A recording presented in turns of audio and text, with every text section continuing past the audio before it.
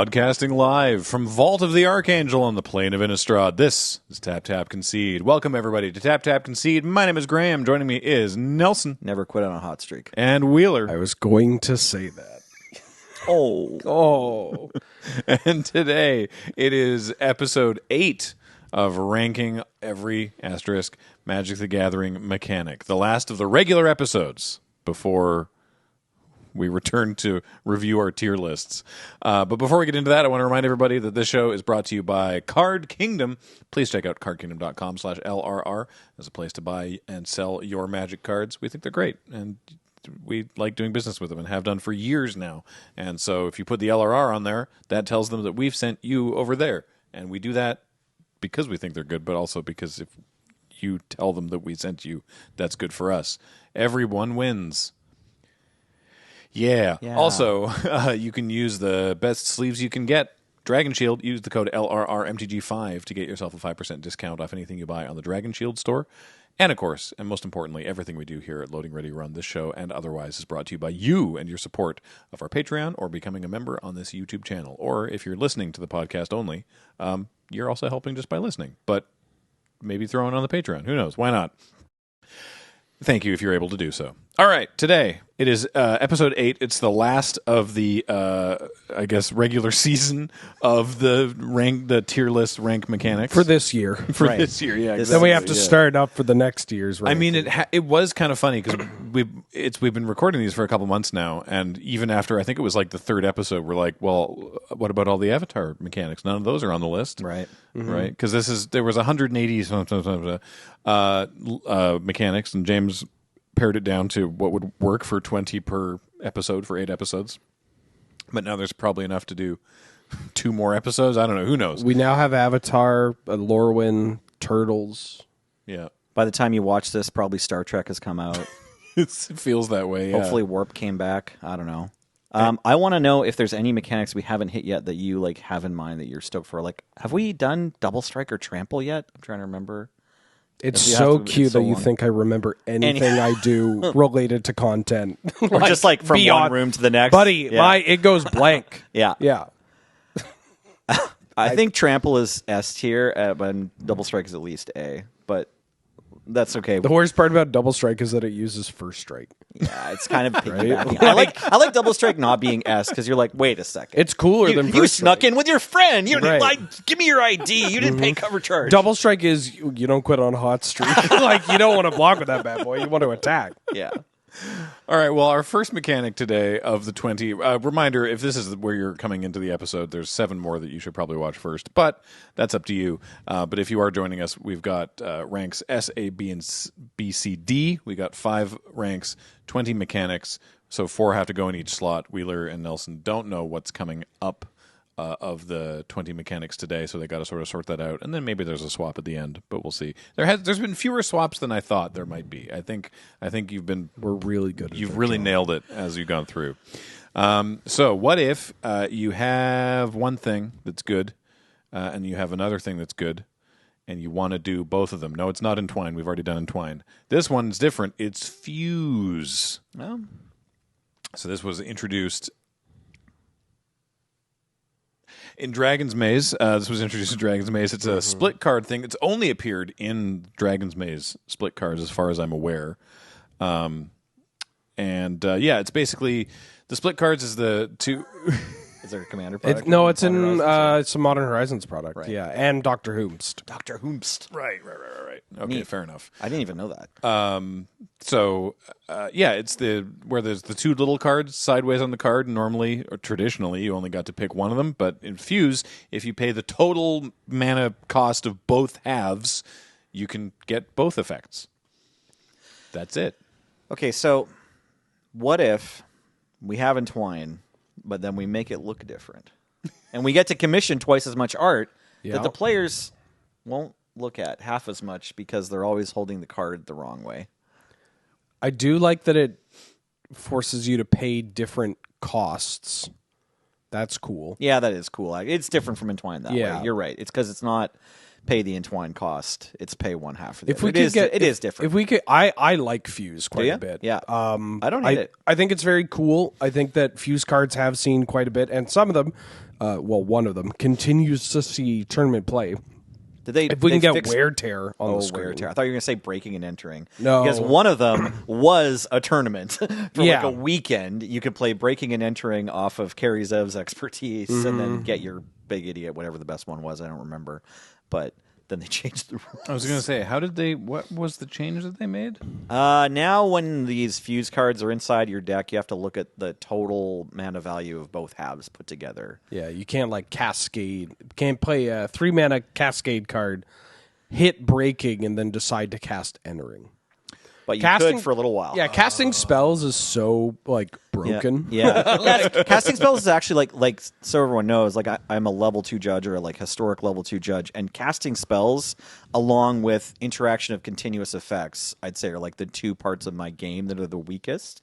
Most people have the layers, interaction of continuous effects. They're whoa. We need a judge to help deal with that. Even among some level 1 judges and stuff. And it's pretty common that layers aren't deeply understood. But casting spells, actually understanding all of the parts of cast spells, just as hard. I don't think this should have ever happened, but I was asked by an L2 running a PTQ to rule on a question about casting spells that I was in. I was a player and somebody else's game, because this is when Cart Clan Ironworks combo was popular. Oh my god, yeah. So that's that combo was very much about how you cast a spell and what the game actually asks of you and when it asks you to make these decisions, which is I was also an L2 at that time. I didn't judge a bunch of PTQs that season, but I can remember watching Pro Tour coverage and then learning how Cart Clan Ironworks really works in real time along with everyone else. I was like, wait, what? I love it. Yeah, I remember seeing, this is unrelated to what we're talking about, but Cart Clan Ironworks, I remember seeing it and going oh, okay, yeah, I can see how this is good. It's a 4-mana artifact. You sack an artifact and add 2 colorless or 2 generic mana to your mana pool. Busted. And I remember seeing that and hearing that this is a combo, and I saw all the cards that are in the combo, and I was like, oh, yeah, okay, that actually seems pretty powerful. Only maybe 2 years ago, at time of recording, did I actually have how it plays explained to me, and I was like, that sounds fake. That sounds like you're cheating. Yeah. Turns out, no. I just never actually, because I never played this format, I never understood how busted it was. Oh, yeah. If you look at the deck lists from those Scrapworks or whatever, the Scrap Welder decks, it's you can see oh yeah, this you get into the graveyard and then you get it back with this other ability or whatever, and you're like, oh yeah, I get how that could kind of work, but it requires a lot of setup, you know. And then you play against someone who knows how to do it, and they're like, oh, I just put everything in the graveyard at once and then get all the triggers. You're like, oh. I announced that my intention is I am casting this spell or paying a cost. The game asks me how. I select a mana ability of KCI.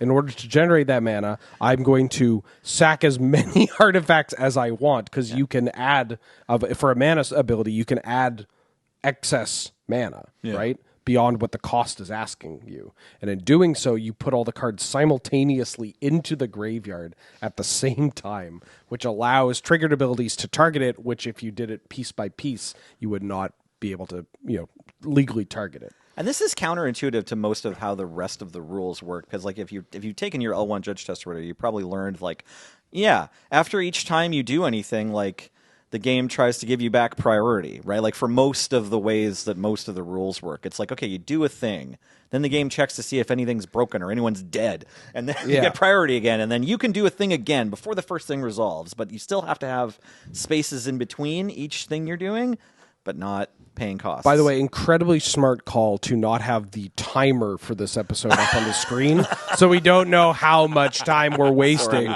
talking about KCI. Now, time spent talking about KCI, never wasted. Not a waste. That could be its own tap concede. So Fuse, anyways, Fuse. Okay. Yeah, Wear Tear still gets played, you were saying. Wear Tear sees a lot of play. It's a cool in older formats. Not as much as it used to, but it's cool because not only does it push players to play additional colors, this was very commonplace in miracle strategies, like blue-white / lowercase r miracle strategies in Legacy, where That's not a deck like you're just a blue-white deck, but you'll have some red because you get to play Wear Tear, and then you're like, well, I have some red.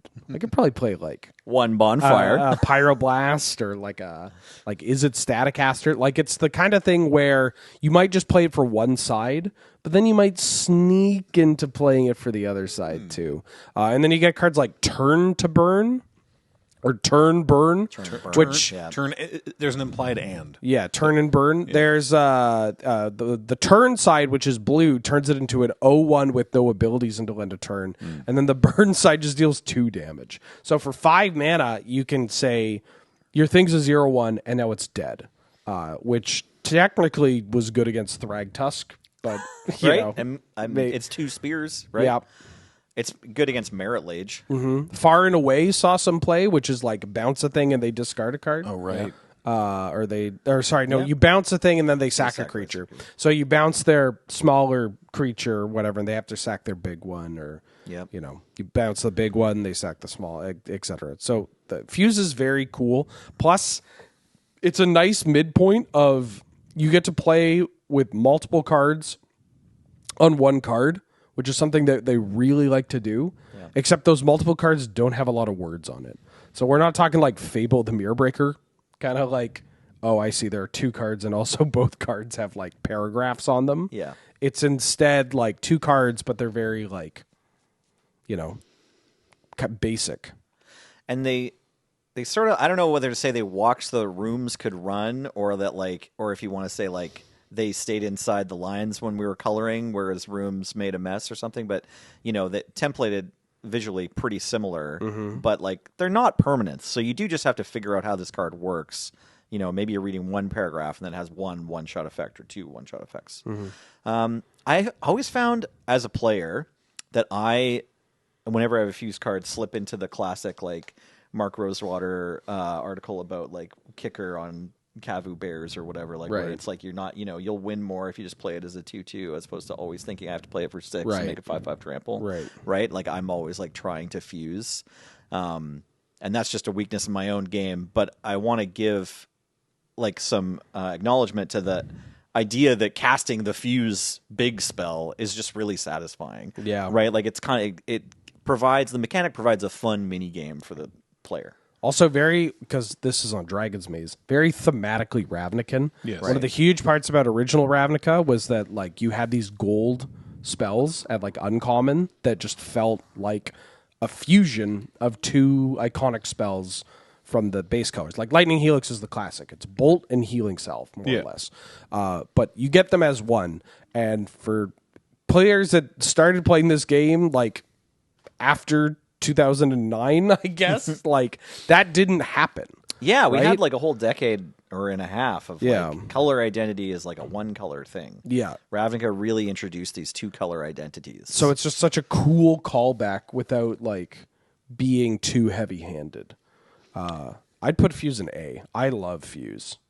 It's cool. It's not like there's so many options. It is a way to do just kicker, whatever, but like put a lot of sauce on it. I'm surprised that it hasn't been used more since, because it was, not to correct you, Wheeler, but it wasn't actually redone in Modern Horizons. They were all in Dragon's Maze except for the one in Doctor Who. Oh, okay. They've been reprinted a couple times in Fallout and March of the Machines. Is there not one in MH3? No.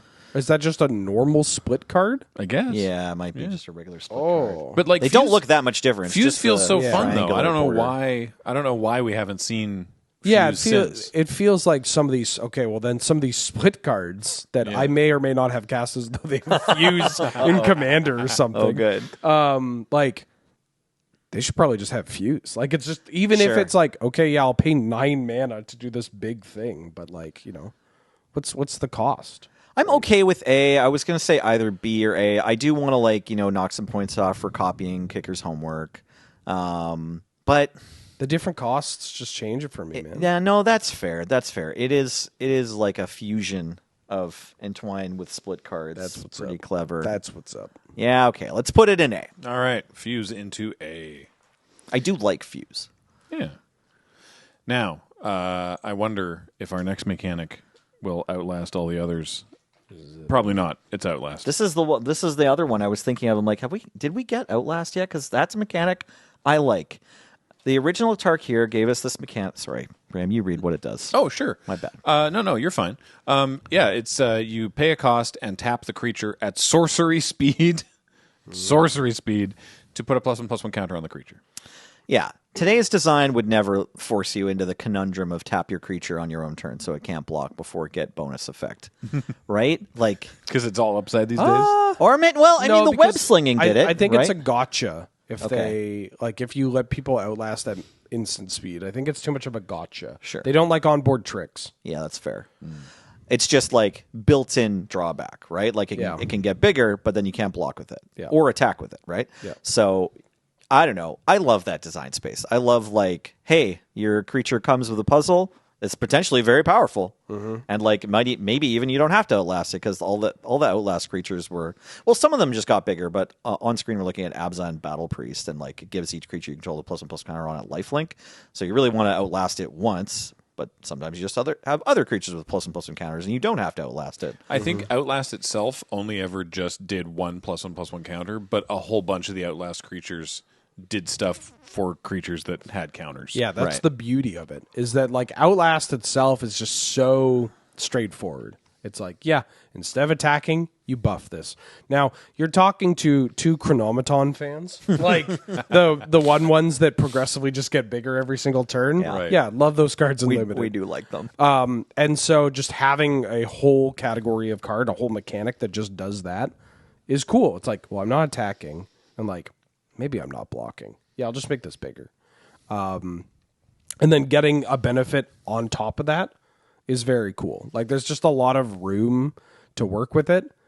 Like you could have cards with Outlast that say like everything with a counter gets this. When a counter's put on this, this happens. When this creature becomes tapped, you do this. Or, whatever. Any number of ways to make Outlast cool, right? And or just straight up saying when you activate its Outlast ability, make a 1/1, such as like Herald of Anafenza. Right. Yeah, Outlast is dope. Good limited mechanic too. Yeah. They've brought it back one time in each Modern Horizon set. We're looking at Arcus Acolyte, green-white for a 2/2 with reach and lifelink, and then Outlast, so put a counter on it. But each other creature you control without a counter on it also has Outlast. That for a sentence Selesnya. that last ability is so Magic the Gathering. Yeah. It's like you walk past a table of nerds and one of them saying, each other creature you control without a +1/+1 counter on it has Outlast green-white hybrid. Okay. It's like, cool. I'm just going to try to forget all of that as I go. Walk by that and go, I should go outside. Yeah, as I make plans with my friend I haven't seen for a while. Yeah. Oh, yeah. Yeah, and there's a sliver that gives Outlast too. Like I said, it's had the wiki describes it as singular reappearances in each Modern Horizon set. I want to give Outlast also an A. Is that too? No, I like it. I like it as A. It's close to S tier for me. It's just not that big a deal, right? Like Outlast is just sort of like you get it, Yeah. you like it. It's not usually like the splashiest thing. We're also happens just in talking game. about Outlast and what it does mechanically, whereas like what is there's a single black 04 Yeah. that, drowned ancestor or disowned ancestor. Yeah. That has like pay one and a black tap Outlast. Yeah. And that's just so cool because like a 1-mana 04 itself it's not sexy, but it's like kind of a mechanic, right? You're like steel this wall is- as the this is mechanic. Steel wall. Yeah. No, it's an important piece of the game idea, right? Like you get to play a card that stops 3/3s and under. And just like progressively making it bigger just changes this card. Like this isn't Figure of Destiny, but it's like not Figure of Destiny. Honestly. Like, a 1/5 is so different in whether it attacks or blocks in an 04. A 2/6, the whole different story. Again, so really good at blocking, but like taking 2 is not nothing. A 3/7, dog, that's the abyss. Now you got the stew going. Yeah, you got the stew going. And the thing is, each one of those turns, because the card gave you such an initially decent stat line for only 1 mana, investing both the mana and tapping this creature in particular was always like a really interesting puzzle because you're like tripling up how much mana you've put into it. Plus, even to get each counter, you have to take a turn off blocking, which is like the point of this guy. Yeah. But because you're in black, maybe you take a turn off blocking because you're intending on using your other mana to kill their thing. Like, ooh. Yeah. Ooh, it's good. Yeah, ooh, it's good. All right, yeah, let's put Outlast at A. On it, they did a banger job with it. Every card that has Outlast is like, you think about drafting that card. Mm-hmm. Yeah, what's the worst thing? We didn't even talk about the Einok Bondkin. That card, I cannot believe that card. It's like a 2-mana 2/1. That card and was then a problem. Outlast just gives first strike. Mm-hmm. Every creature with a +1/+1 counter has a first strike. Or the Falconer. Everything with a creature. It's like a 3-mana. Every creature with a counter has flying. Yeah. No, that's fair. Yeah. Maybe we're supposed to bump it down to B because actually most of the Outlast cards are criminals. Yeah, but they're cool criminals, you know? All right. They worked for it. They earned their stripes. Like Jewel Thieves. Jewel Thief's a cool criminal. Jewel Thief's a great limited card, yeah. Yeah, ban everything until Jewel Thief is playable. So this is our next mechanic is one that was fairly recently introduced, and I would say like, and maybe we'll see it later this year when we return to Strixhaven, except that we've actually been seeing it ever since then because it's just been in everything ever since it was introduced. It's Ward. Oh, Ward. I have a lot of feelings. Yeah. Did we D-tier hexproof? We got hexproof at some point. We put it low, right? What is Aboleth spawn? Did you know there's a Ward creature in Baldur's Gate? Every year, I have seen a card from Commander Legends Battle for Baldur's Gate, a Magic the Gathering joint, feat.d&d. A new card from Battle for Baldur's Gate that I've never seen before. Oh, I've been thinking about this. Ever since this card came out, I've been like, this card's got to be good, right? And every time I look, I'm like, I don't want to include this.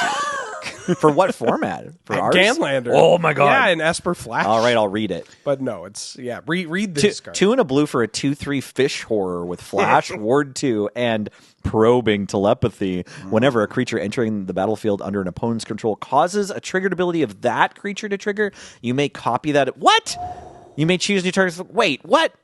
You get to flash in and steal their trigger. Like, not steal. You just double up their triggers. Get to do their trigger. Yeah, this is a 101st card, isn't it? Because it's not quite Tishana's Tidebinder, but like it's trying. And it has Ward. Ward 2? Ward 2. Which is the mechanic that we're talking about. And slightly better. What is it? Look at you wanting to go pick your kids up from school on time. I'm anxious, dog. There's no timer. We could have been here for weeks. We just have the shadows of the puppets on the wall. I got nothing. Wheeler and Nelly trapped in Plato's cave talking about Ward. I'll turn the timer on while you chat. It's okay. Like, is it going to make you feel better? All right.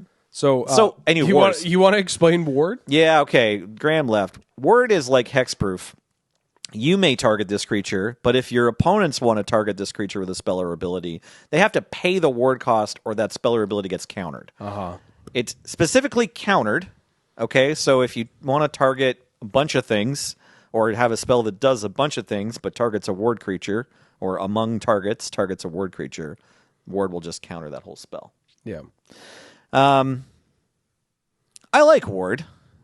It's very clearly the product of this evolution of my creature is hard to kill, right? Like the idea behind Shroud is like, hey, you can't target it with stuff that dies other ways, but at least you can't Sword Splashers it. Right, but you can't modify your own Shroud card, so that's less fun. They were like, no, we need to let them have fun too, and so Slippery Bogle was born. And it's responsible for many bad times, but some people love it. No, that card stinks, man. At least Troll Ascetic is like, because like the Troll Shroud, which Hexproof used to be called. Right, like, Troll Shroud. At least Troll Shroud was like on cool cards and cards that were like, you can just like beat ass with this card. It just doesn't, sit around waiting for you to like slap it with some ethereal armor and ignore your opponent. Sure. Right? It's actually got okay stats for its mana cost. There's gameplay to be had with this card. Yeah. It can be annoying, very annoying. You are just supposed to put ethereal armor on this thing and then jump it somehow. On the aesthetic? Well, you put Umezo's Jite on this thing, or Lockstone Warhammer. Yeah, baby. Now you got a stew going. Yeah, but Ward, It's so funny because like I think it's fine. I think it's probably the correct interpretation of this ability. It makes me wish that they still put Shroud on cards sometimes. I feel like they're gonna start putting Shroud on cards sometimes. Again. I wouldn't be surprised if Shroud makes a slow coming. You know how like Storm and First Strike have made comebacks? Yeah. Right? Like people seem to like Ward more than Hexproof. Yeah, everybody kind of agrees on Ward. Like, and so now that we've figured out that Ward is like where we want that kind of don't touch my creature, bringing back Shroud as no one gets to touch this creature, that kind of makes sense. Yeah, just it's space that you can work in now that we set the ground rules for what the like no touchy my thing. Speaking of working in the space, I think we should also talk about, because so far we've seen ones that are Ward 2, Ward 3, or whatever. But there's a bunch of cards with different ward costs. Yes, you read my mind. Yeah. Ward is cool because you can thematically tie it to the card. We have a Jisa on screen that also requires you to pay life, but also mana. Westvale Regent, I think, is a really cool one. It's like a vampire from AFR that just has like war or Graveyard Trespasser. I was gonna say one of my Trespasser. least favorite Magic cards of all time. Yeah. They just have Ward discard a card. Yep. And that's really interesting. That sucks. Who's so the bad. other, speaking of black creatures, because they seem to have gotten most of the cool wards for some reason. Who's the big vampire from Murders of Karlov Manor? Oh, Vein Ripper. Yeah, that was a huge one too. Yeah. Ward sacrifice a creature. Right, and then it's got like a Massacre Worm trigger, so Yes. the ward is actually like complementary with the creature's other abilities. Right. Fane Ripper was briefly very troubling in Standard, I think. Yeah. Is it Standard? Pioneer. Until they banned the Sorin, right? Yeah, you would play a Sorin that would just poop this out on turn 3, and then it's just so hard to deal with this card, and you die immediately. Yeah. And then, then they banned it, or they banned Sorin, not this card. Right.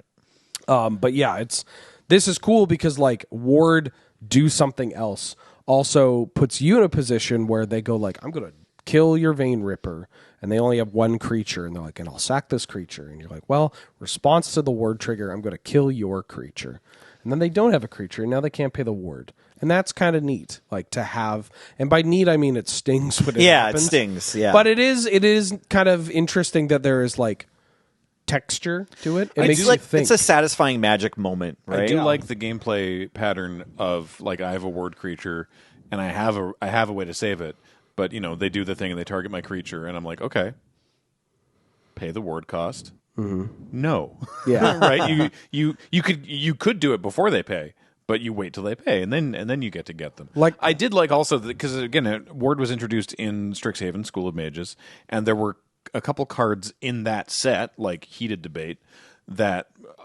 say this card can't be countered. Right. And I'm like, oh, okay, cool. So it can't be countered. And it was like halfway through that draft format where I was like, oh, wait, that means I simply say, no, I'm not paying Ward, and then my spell doesn't get countered. I mean, the reminder text on it literally says, this includes by the Ward ability.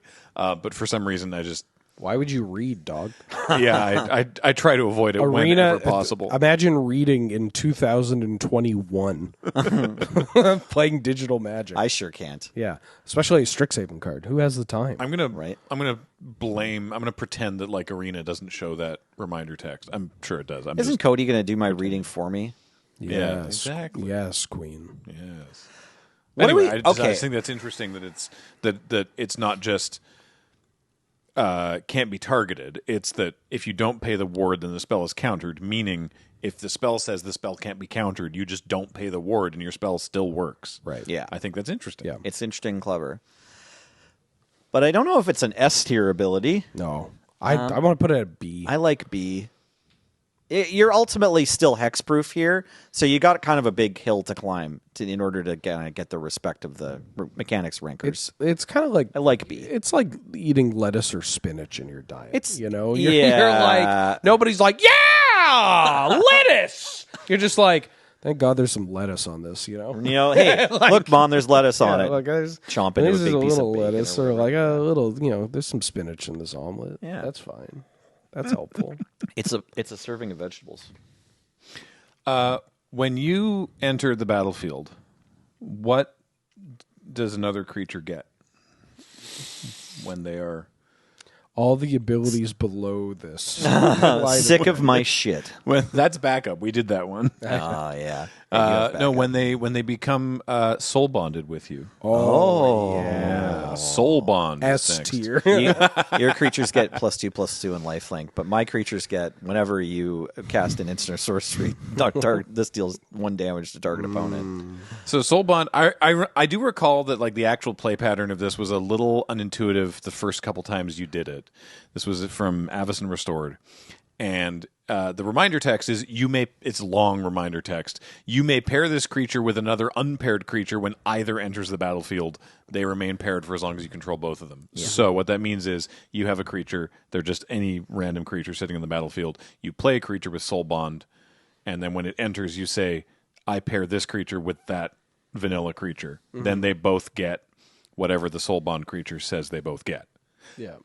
Then if the formerly vanilla creature dies, then your creature with soul bond is sitting there without a partner. Then you play a new creature, and now you have the option to pair it with the creature with soul bond. Yeah.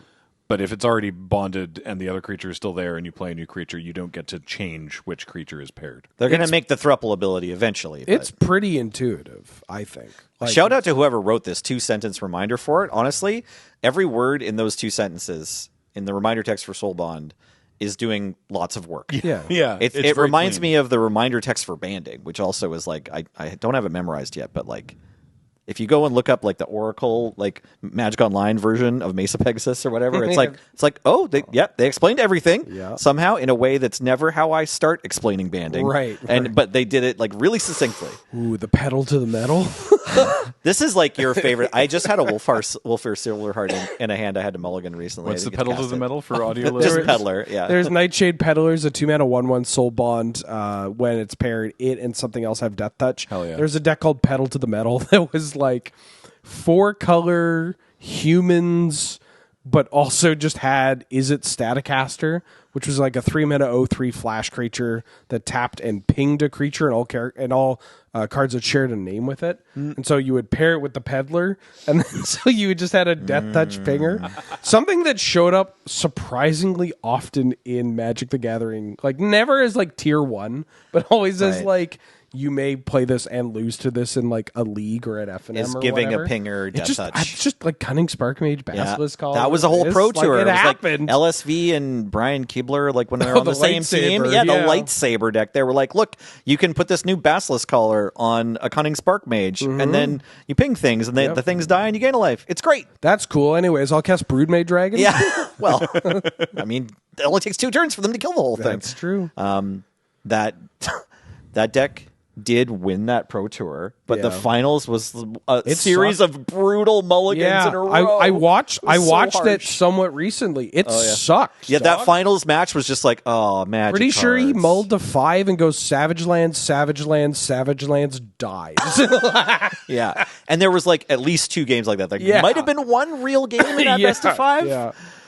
Anywho, but then the reporting is like, this new deck, it's so good against Chun. It's like, brother, Baneslayer Angel wins the day.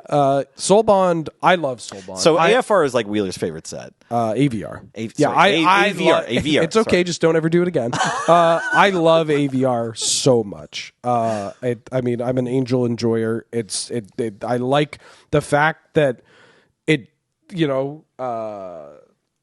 what's God? Why I'm so I want to talk like an idiot about how much I love this set that I am struggling to grasp the word I want to use here. Nice.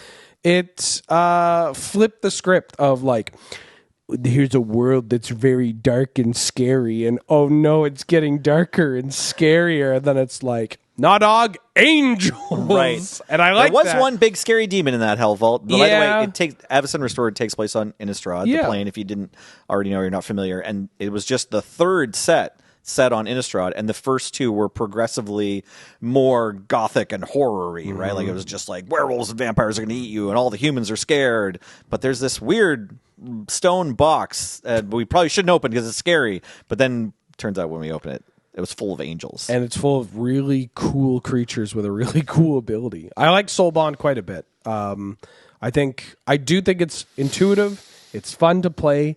It's cool to have to make your bad creatures better. it's cool when you get the first experience of having 2 soul bond creatures, because it just says when it's paired, it does the thing, and like, you know, you're like, oh wow, it feels like I get double the abilities. That's kind of cool. They brought it back for the Innistrad Midnight Hunt Commander Precons, I want to say. Or we had the a Mirage Phalanx on stream. Or sorry, on screen not the Precons. They were in. Remember when they really didn't want you to know what cards were in packs, and so they had like cards with a set code, but they were in the like booster packs, theme, like the regular collector boosters. Oh, or whatever, okay. The theme boost, not theme. Yes. There was a period of time where they didn't do commander decks, but they had commander-specific cards in the collector booster. Right. Yes. But I think these It were only recently ended. Like they did that into at least 2024. Well, right? what was it? It was play boosters.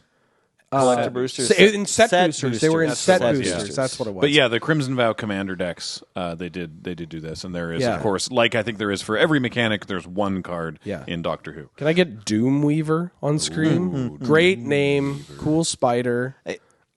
Whenever it's paired with another creature, each of those creatures has, when this creature dies, draw cards equal to its power. And this is a 1/8. I've never seen that before. Yeah, this card's really cool. Wheeler fun. cleverly putting a spider on screen to try to get me to agree to mark this as an S rank. I don't know. We already threw 3 A. Is it just the 4th A of the day? I admit that I am biased. Yeah, you but are. I love to put this at S. I also think that it is like I can see people that want to deride this mechanic suggest like a tracking issue or a membership or a memory issue. Right. You just put them together. It's really not and that that's hard. so cool. Yeah. Like just like the fact that there's a physicality They're to friends. it of like it's like when you put an equipment on a creature. Yeah. And everybody puts their equipment on the creature differently. Some people put it so it's like actually in their hand. Like they're soul bound. So they're like layered on top of each other.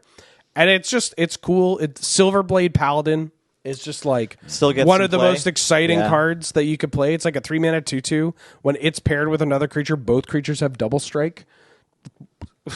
Yeah, Like, Nearheath that's Pilgrim also sick. got played in Canadian Highlander Yeah, until the life kind of linker. recently. Like, Yeah. it is sort of it's I do been think- power crept out now, but I do think it's interesting that, not to say whether this makes it better or worse, I think it's interesting that the soul bond creatures are themselves like bad without a friend. Right. Like they're either like below rate or they're very bad. both Yeah. often they're both often like below rate with no ability, right? Yeah. yeah. The lumber Right. Yeah, Flowering Lumbernaught is a prime example. It's a 5/5 for 3 and a green that cannot attack or block unless it is paired with a creature. We're not with going to soul judge Soul Bond based on the Yeah. AVR comments that are specifically like. I for gotta draft. tell you, Yeah. I think I may be in the top 10 people that have drafted this format. You might I be. love this limited environment.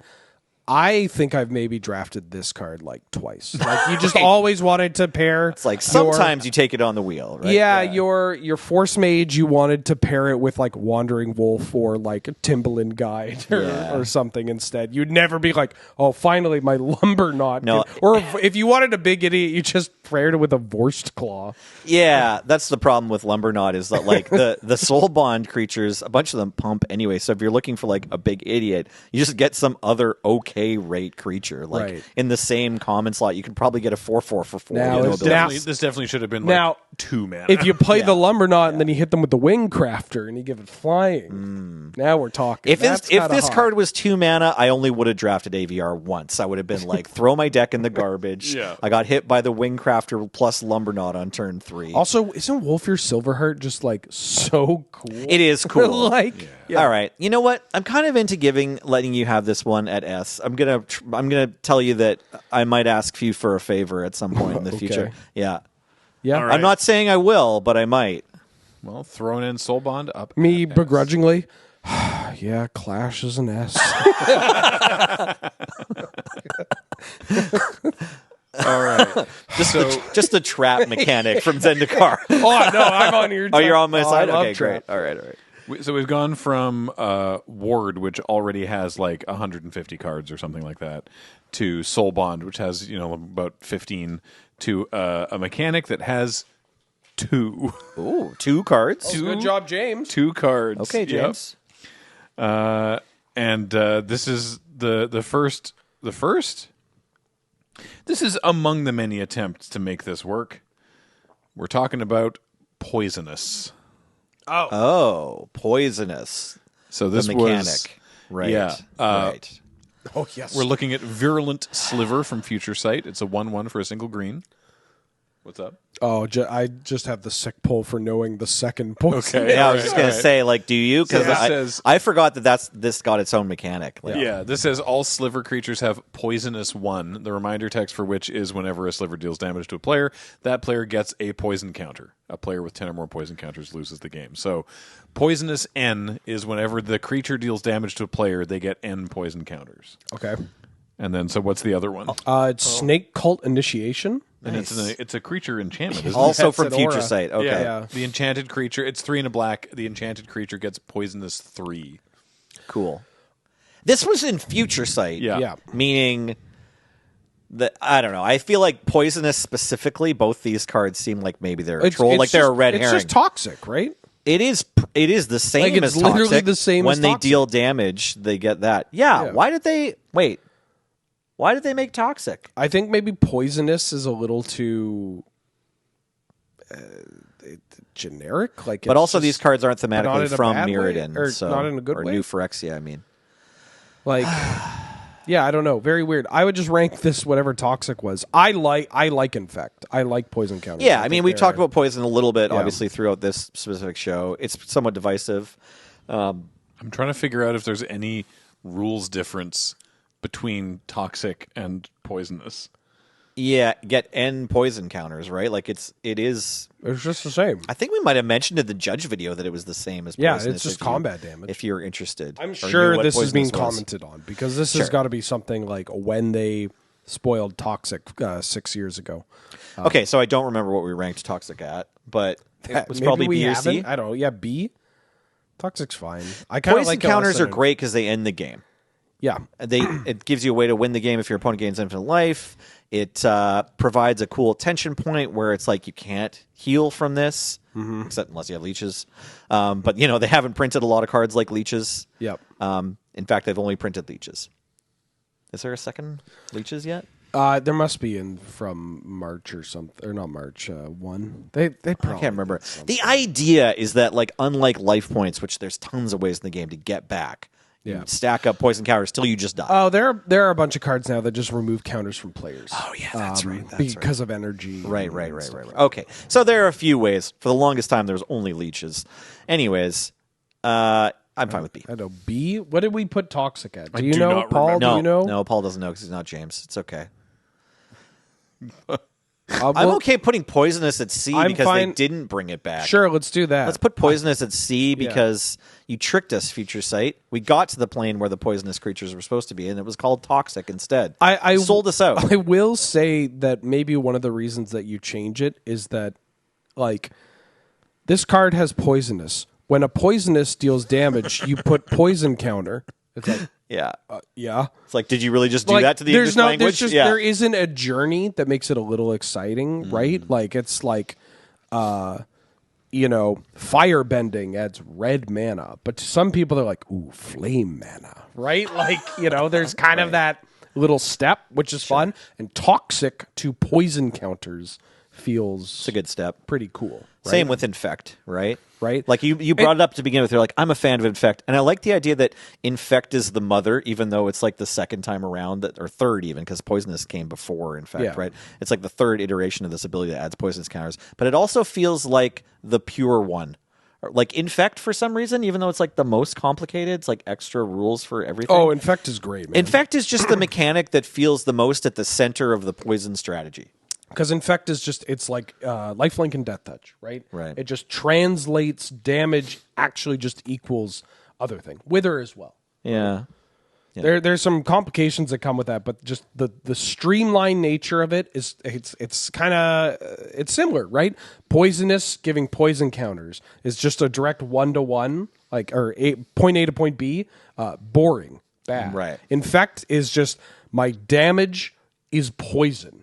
that's A to B, but that's rules. That's Fun. Like, oh, damn. Yeah, exciting, How do I interesting. change that damage to make it more poison? Is there, like, what does this mean for the kind of creatures with infect we can print? Hell yeah. That kind of thing. Yeah, rules.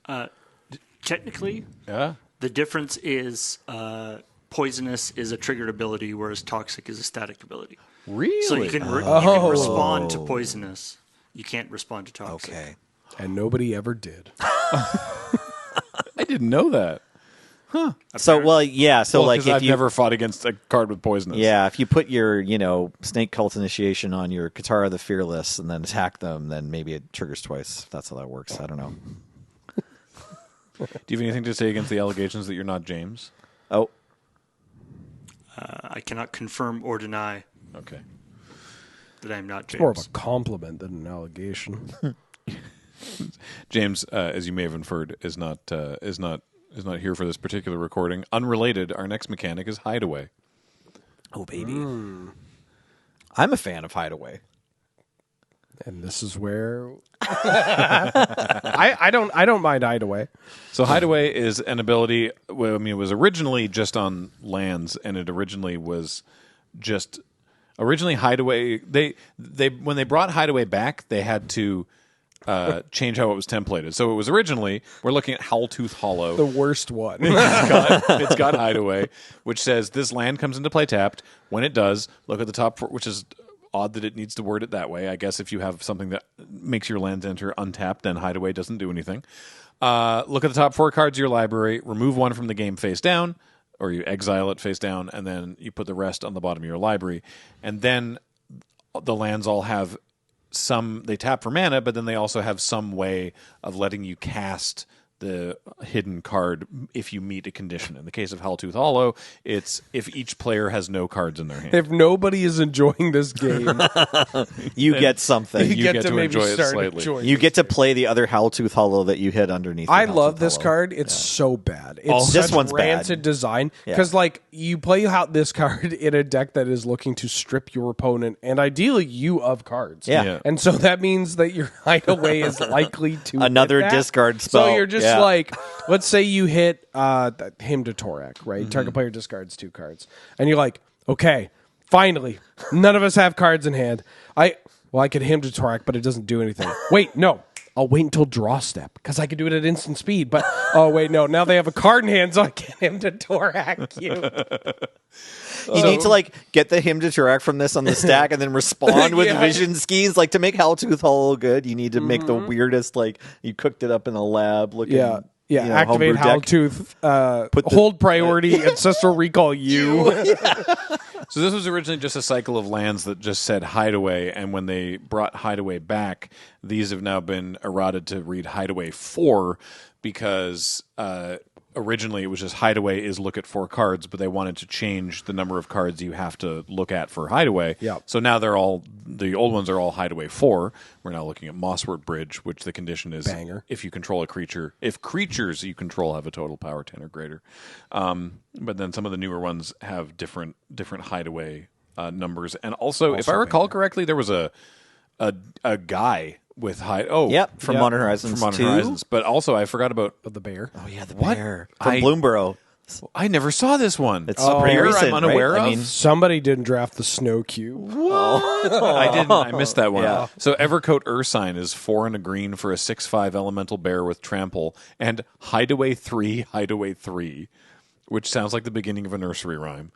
And whenever Evercoat Ursine deals combat damage to a player, if there are cards exiled with it, you can play one of them without paying its mana cost. I need this bear in my bear. life. It's a good bear. and commander deck. it's an We might elemental, too. actually have one of these in the office. Yeah, there might be one I waiting for you. think there is one. Also, when they changed the templating to allow a different number of cards, they also removed this permanent enters tapped from the ability, and and so now the lands have that's separate and distinct. Oh, yeah, I missed and that. like They this has bear it, yeah. enters untapped, which is fine in my opinion. I don't know, like they designed that ability just for that cycle of lands, so it's fine that it got cleaned up. I don't know. I like Hideaway. Do you want Hideaway at A? Buddy, this is on you. You can put Yeah, it wherever I'm just you putting want. Hideaway wherever I want. Wherever you want. Oh, man. It's really inoffensive. It's fun.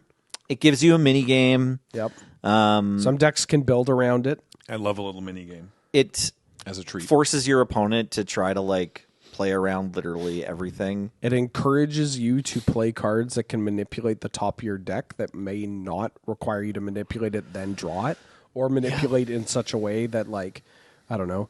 If you cast Ponder, which looks at the top 3 cards of your deck, usually you want to put the best card on top and then draw it. But this might say, like, no, you want the second best card to draw that, then you want to Hideaway and then tuck the best card. And so that's cool.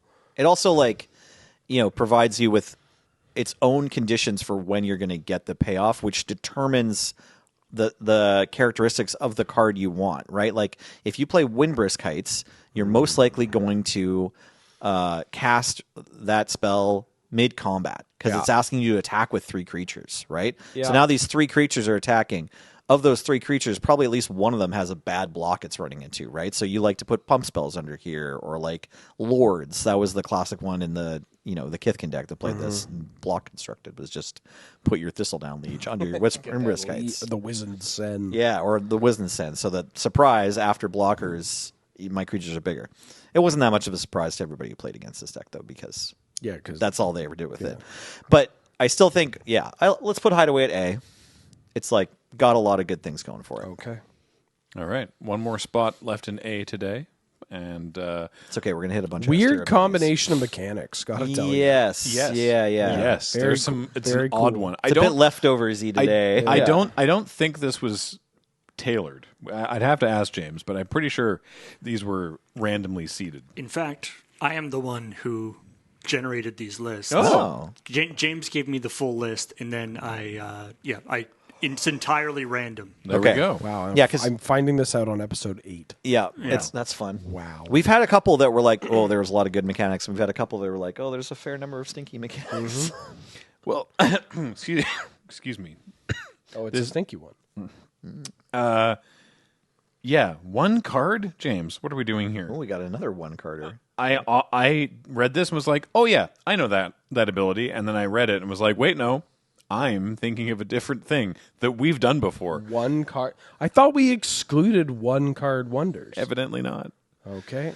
It's from Future Sight, as you could probably tell. Just Fortify. No. No, wait, no. Fortify's on a Fortified's second on card. another card, isn't it? Yeah, Okay. they put it on Fallout cards. See, we did transmute, which is what I thought this was. Oh, Transfigure. We're doing the weird skeleton horror. Transfigure. Flesh Writher. So it's a 3/3 for 2 black, which I guess is relevant. But what it says is Transfigure, 1 black. Sacrifice this creature. Search your library for a creature card with the same converted mana cost as this creature, and put that card into play. Then shuffle your library. Play only as a sorcery. I actually, when the set card first came out, I thought it was really cool and clever, and obviously a riff on Transmute. And I've tried playing with it, actually. And now I want to rank it as a D tier mechanic. I've definitely played this card in Canadian Highlander. Okay. With the intention of just putting Academy Rector in play. Sure. But yeah, this card stinks. It sucks to do that, though, Yeah. right? You're just like, oh, I spent so much mana on this. Yeah. And I didn't get enough value for my thing. Like, Only as a sorcery. only as a sorcery, and like, So there's only one card with this mechanic, so you're always looking at this hard to cast Hill Giant. There's no interesting play pattern there. You're just paying Not really. 4 mana for a 3/3. Yeah. And then at some point, you're paying 3 mana in your main phase to get a different 4-drop? Yeah, your play pattern with it. It's hard to really talk about this because there's only one card. So but assuming Transfigure is just on creatures that you can convert, and we can kind of say well, what if there's a Transfigure 1? What if there's Transfigure 2? Right. Like ignoring rate because if a 1-drop that transfigures, the Transfigure cost may have to be more expensive or whatever. It only gets a creature, too. Yeah. Unlike Transmute that gets a card. But it's just I don't know. I'm not excited to play this. I'm not. It never feels good because you always spent so much mana. I'm not here hoping that we got more Transfigure cards. Yeah. Which is wild because that was the classic with Future Sight was just all these Anticipating. terrible mechanics that they tried, these one-shots. But even the bad ones, you're if there was a human that gave all your other humans absorb or a merfolk or a spirit, that would be cool. I could see myself playing that. But I'm not damn, wait till they make the 2-drop that has Transfigure. We already figured out how, or a 1-drop, right? It's I can get out my Phyrexian Dreadnought. We figured out how to already, we have the tools in Magic the Gathering now that if you want to get a certain creature into play, green. You can do that. Yeah, you can do it. It's not that tough. Yeah. And it's less mana intensive.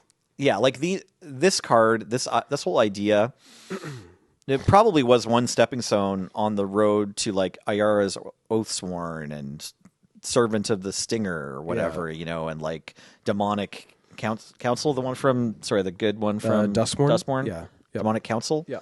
All these like cool, powerful tutors that just ask you to like jump through a hoop to get the tutor effect. Yeah, thank you.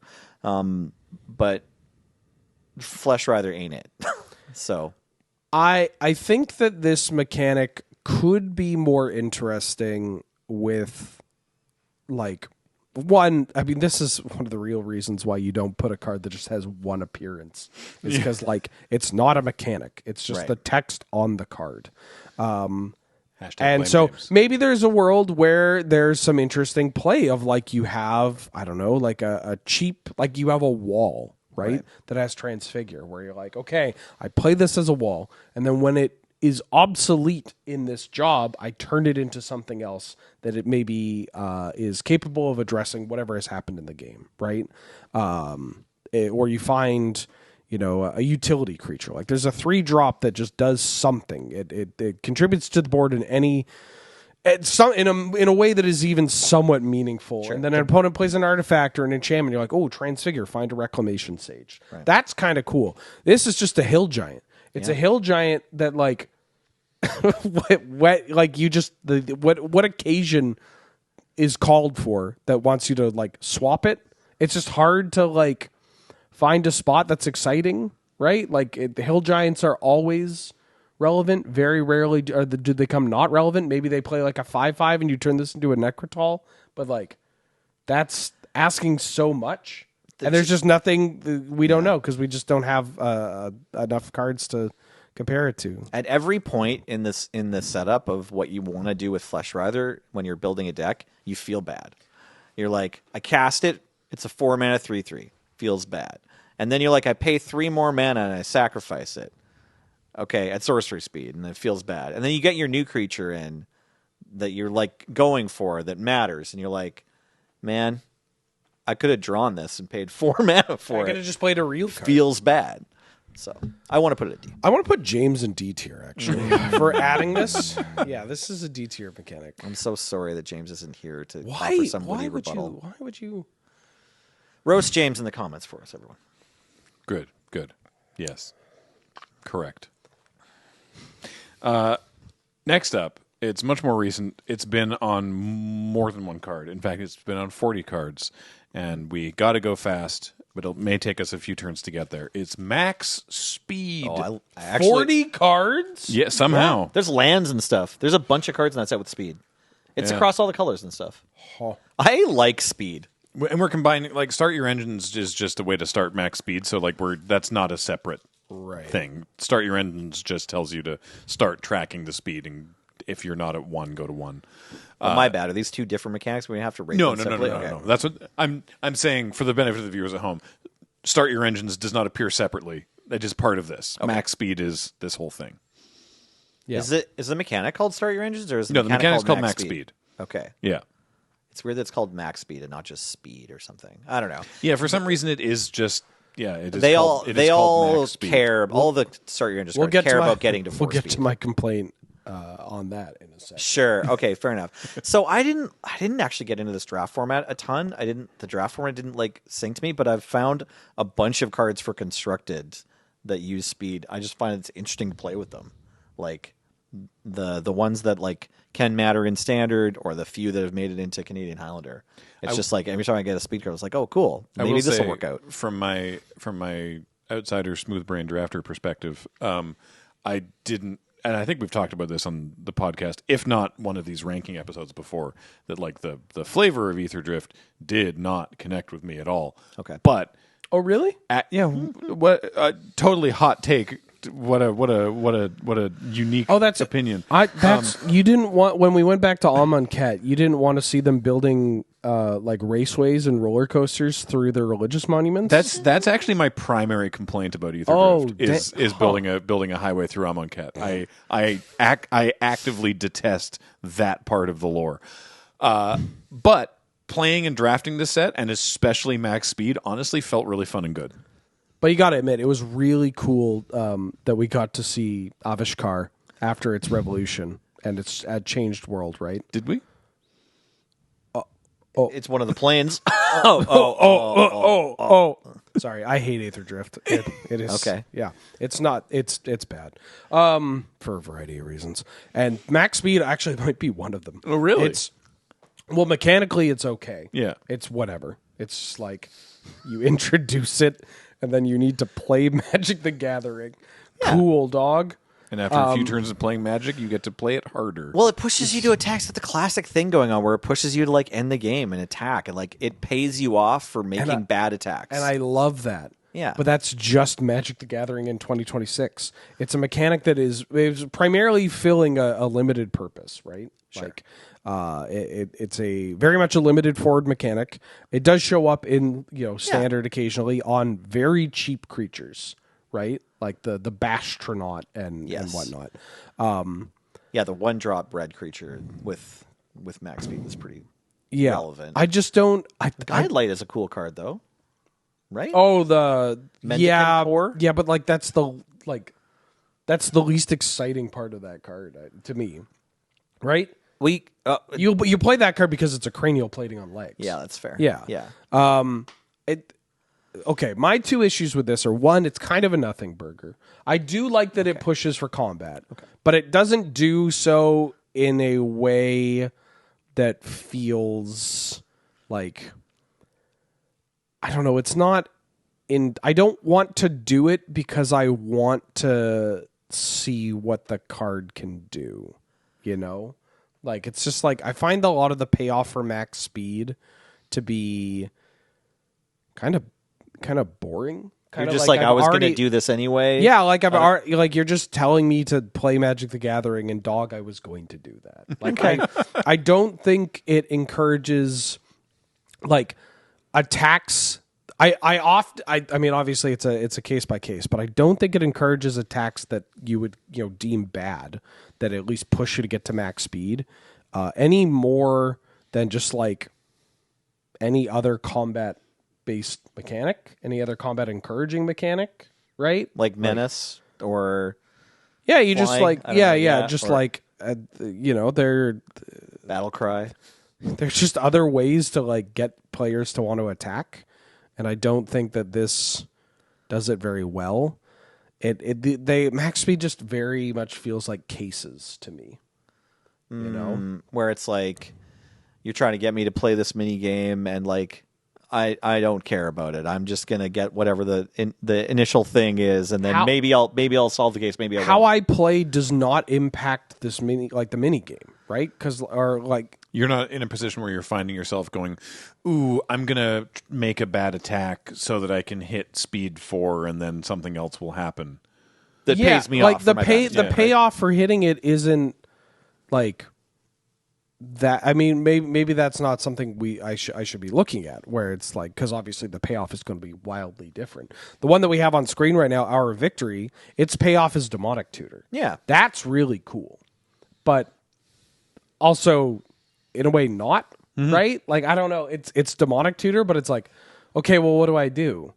And the most exciting thing is to find the most exciting card with max speed, which is another Hour of Victory. Like, you know what I mean? Like, it just, for me personally, no, get this. That's an alchemy card. Get this alchemy crap out of my face, please. Do you remember when we were on a podcast together and alchemy first started, and you were like, "Yay, they're using the digital product." Yeah, I thought that was kind of cool, but seems so cool for the no, first I'm year. good, man. I'm like so good, actually. I think if alchemy hadn't been like coming out at the same time as the just generally increased pace of release, then and like the release fatigue, they just did too. They tried to do too much. They did too much. I also little peek behind the curtain. My second thing with start your engine to max speed is just the the name. I think it's Yeah. it's flavorful, but this is a set that you're making in Magic the Gathering. If this was like Battle Bond-esque, I mean, if this setting was like Battle Bond or like Unfinity or whatever, right? Like not standard. People will draft it, but it's like, there's kind of this accepted of like, yeah, you can get a little stupid, a little like on the nose because it's a thing you draft and play with your friends and like not, to get on the Pro Tour. Right. You felt like this one was too campy for a base Magic set? Yeah. I don't know. It feels It's too specific to the set. Like, it can never be reused. Yes, that's the big part. It can never be reused. I find like it doesn't really intersect well with other mechanics, other worlds, and it's too English, not like Beefeater. Like it's too like start your engines. Right. It's like no, It's too of our world. Yes, thank you. Yeah. Yeah. Two of our world and two American, I guess. All right, where do we want to throw max speed? Oh, I'm sorry, Nelson. You look like you had maybe. I said my piece already. I gave my appraisal of speed and how I find the cards kind of enjoyable. I enjoy playing with them. Name 5. Dune Drifter, What? No real cards Bastronaut, that I haven't said. Name 5 cards that I haven't said. Mendicant Core Guidelight, Okay. Muruganda Raceway. That was on screen. Mendicant Core, we both discussed. I mentioned it. No, I brought it up first. Okay, then I'll give you Mendicant Core. You're not getting the Speedway. 4 more, dog. Nested Guide Bot. No, Nope, nesting. no. What's it? 1 white mana. Nesting Bot. That was close enough. Yeah, nesting bot. Okay. Yeah. Nesting Bot. Okay, we got 2. Okay. Is there another one we play in Canadian Highlander? Probably. I like the Speed Demon, Oh yeah, the speed. but I Demon's feel like kinda the sweet. Speed Demon could just have been its own thing, right? Like, done the Yeah. Malcolm thing with the like chorus counters of like the Speed Demon comes right. into play. and- Which one's the speed demon? I think It's a 5/5 flying for 5.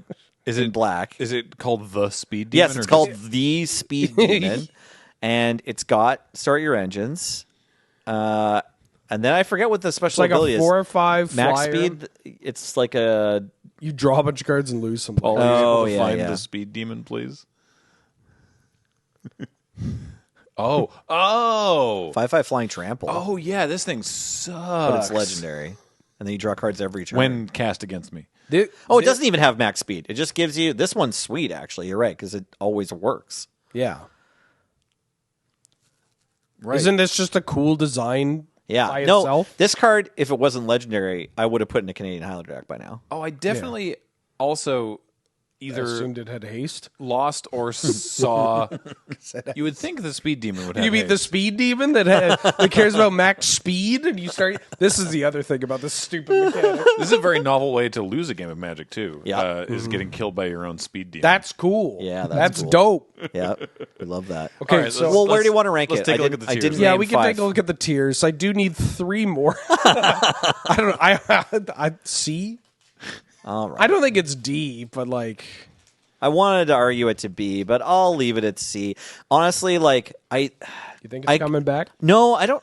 I wouldn't be surprised if they bring max speed back. Doesn't seem that weird that they would bring it back. Buddy, I would. You would? Okay. Yeah. All right. Yeah. I know the community really didn't take to Ether Drift, but I just think Ether Drift has a bunch of fun cards. Maybe I'll try to play some in Flashback. I feel like drafts if I'd they like do that. stock up no matter the plane. Yeah, that's fair. Stock up's pretty messed up. You think stock up was like an hour before the file was like locked It's a in? skull clamp situation. No, It was supposed to be one This card? was intentional, but they're like, we need something that's generically named that is like going to be good and can sell packs. Like stock up had another name, and they just fixed the name of the file. It's like we need to be able to put this. Yeah, on it's like sets. engine replacement. And they're Right, like, right. no. pit stop or whatever. Yes, and they're yeah. like, wait. All right. Well, our next mechanic is an interesting one because it was around for a really long time, and then it they took it away because it was a problem, and then they tried to bring it back, and they were like, no, it's still a problem. And I think they've been trying to make it valid, but it still can't quite get there. It's protection. Protection. This is a broadly ranging thing. So protection from quality grants the permanent, generally, protection from a spells or permanents of that quality. So we're looking at a classic. We're looking at Abbey Gargoyles from Masters Edition. Homelands? Yeah, I don't know. It is from Homelands. Yeah, with Or Alliances? protection No, it's from red, Homelands. Okay, yeah. meaning that it can't be. It's a debt is the mnemonic, right? Yeah, It can't be 4 damaged, abilities. Damaged, enchanted, blocked, or targeted targeted. Yeah. by anything that is red. Feels good to hear that one again. Right. The debt acronym. I miss bread. Right. So protection's actually like just as complicated as banding, basically. Like if you want to get on it for if you want to get on banding for being too weird, it's like the amount of things you need to understand and learn to sort out what protection does in any given game is actually like quite a lot. Which I think is a knock against it, but it comes with only one word, and people have an easy enough time playing with it. Like it's somewhat intuitive. It's somewhat intuitive. It's cool when used sparingly. Yeah. It does have much like some of the other mechanics we've talked about from this era. Fear, Yeah, the big one, or it's land got walk. the broken or do nothing problem. Yeah, protection for sure. Oh, are they playing that color? Yeah, either their deck cannot deal with it at all, and it will solo them, or you're just like, okay, my white knight gets eaten by your bear, or whatever, right? Yeah. So like on screen, we're looking at absolute virtue from Final Fantasy, and it gives you protection from each of your opponents. But this is an 8/8 for 8, so this is kind of like the other side of protection, because the first 20 years of protection abilities, like it just affects creatures. Well, maybe there's some non-creature permanents that can affect too. Anyways, it always just said from a certain color, or maybe 2 colors, right? Like a chroma has protection from black and protection from red. But then they started playing around with it more this century, and there's like Progenitus. And feline sovereign with cats have protection from dogs. That's cool. And then there's like Emrakul, the Eon's Torn, and what's that green protection 1-drop? from instance? Yeah, what's that green 1-drop that we don't play enough of from Modern Horizons? Oh, Hex Drinker. Hex Drinker. Love Hex Drinker. Yeah, Hex Drinker gives itself protection from. Is it also everything, or is it? It gets most protection things? from First, it gets protection from instants, and then it gets protection from everything. Okay. Yeah, Right. I love this card Right. so much. Yeah. So this card's very cool. Yeah. And like doesn't fall into the do nothing or win the game camp. It's just wins the game if you can keep it alive long enough and put 9 mana into it. So I don't know. I have a lot of feelings about protection in every direction. Like I'm a big Order of the Ebon Hand player. Oh yeah, I grew up playing White Knights and Silver Knights. And, Yeah. I made so much money playing Core Firewalker. Yeah. Like, yeah, that like bought power. Yeah. like The real trade up your, Just your, like- your trash yeah. Monday night, 50 players, Core Firewalker and Jeskai. I'm leaving with a Bayou. yeah. Yeah. Nellie's giving me a Tundra at the end of the night. Yeah. Yeah, dog water ability. I mean, it's like I like it. I wish they used it very sparingly, which they kind of have started. They've to do. given us a bit of hexproof from color, right? They've shown that they give protection kind of the same treatment as Shroud, where they're working it out. You know, I don't know if they've done like ward from things, but hex. They made some nights.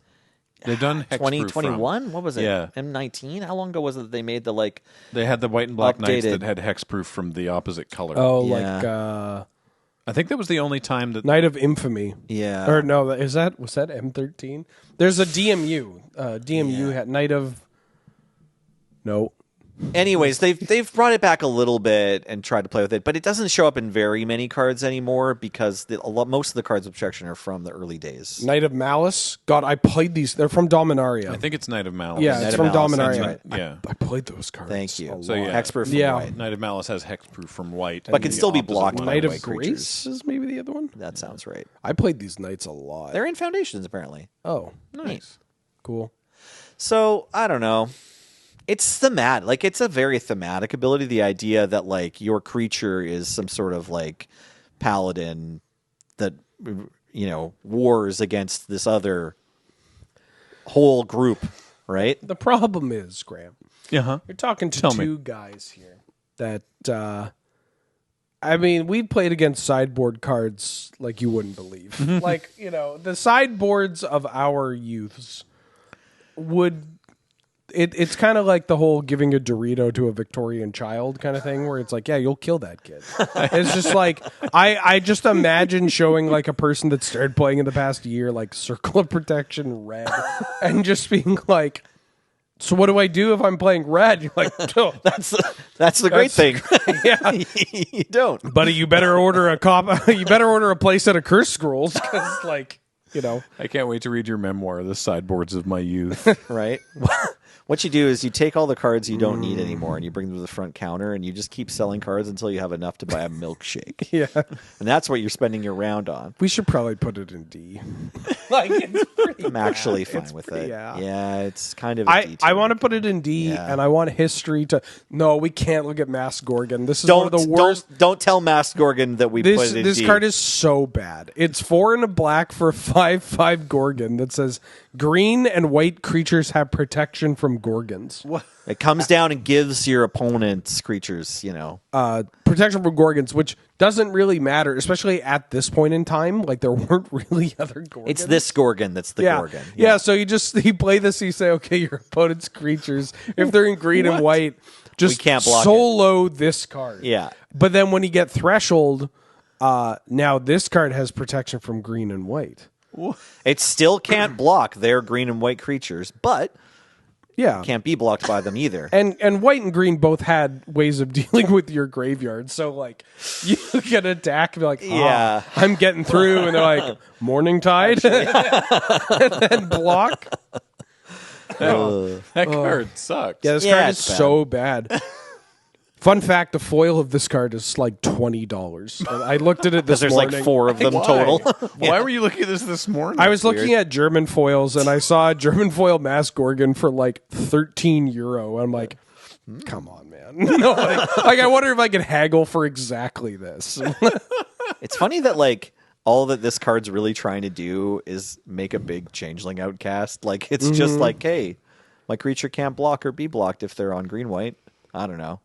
All right, so I'll take a look at the tiers then. Are we throwing this one down in D, but history should is know okay. that I have a soft spot for protection. The ideas like protections from alpha beta and Yeah. like the idea that like your creature couldn't be blocked by their creature if it was a certain, giving the colors like a personality and pitting them against each other is pretty core to Magic. So I want protection to have like that nod.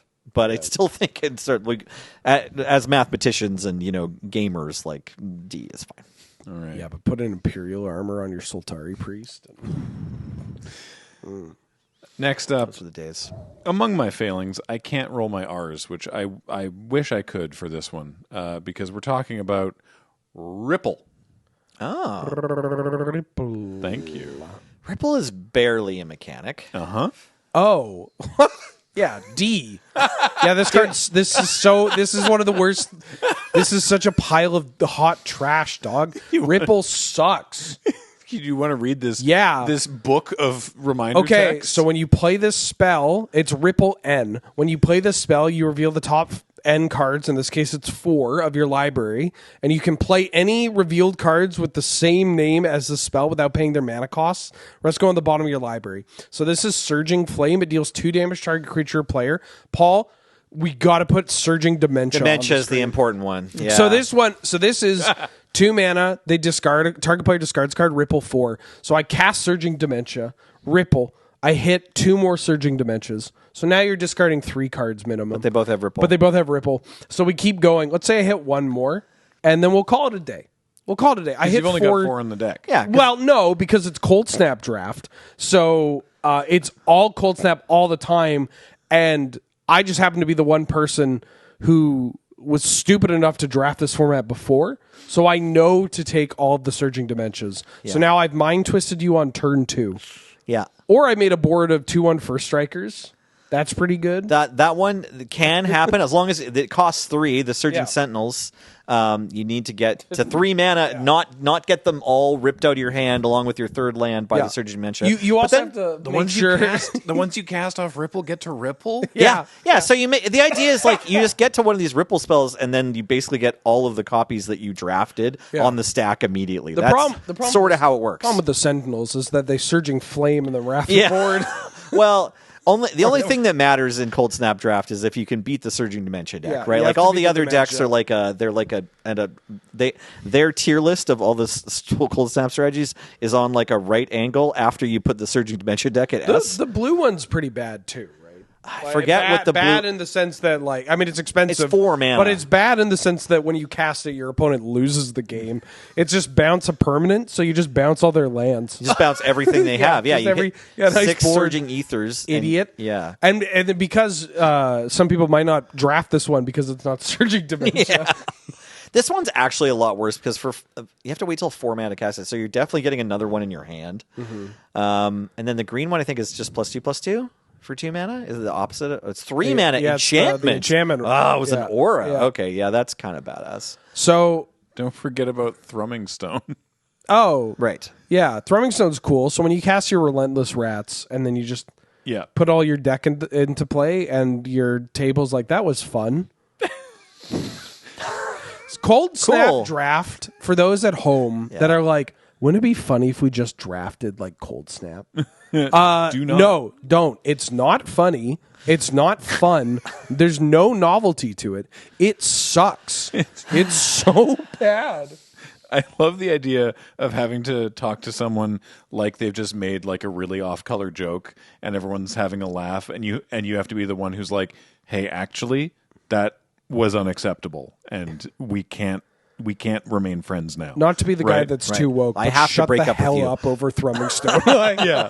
It's like the idea that you have to be like, "No, Cold Snap Draft is toxic actually." hey. I know you've probably seen some friends that cast Surging Calm, I think is what it is. Oh, what, The white is there one? A 7th one? Oh, There's another one, there's right? another one that's not the Sentinels. I thought I'm pretty sure there's I thought there's 6 total cards with Ripple. I thought there was one that gained life. Oh, maybe. There are 6 total cards. Including What are you Thrumming thinking Stone, of? right? You thinking of Martyr Stance? Oh, I'm thinking of Sun's Bounty. Never. Oh, Sun's another Bounty. Cold Snap card. That's the gain for life recover. Recover. Recover. Oh my god. Yeah, you think you Also probably bad. Are there only D tier mechanics in Cold Snap? Cold Snap was not Cold good. Snap. I hate Cold Snap so much for But not. you like Snow Mana. I like Snow Mana, but I it hate showed up I in hate Cold Cold Snap because of the whole like.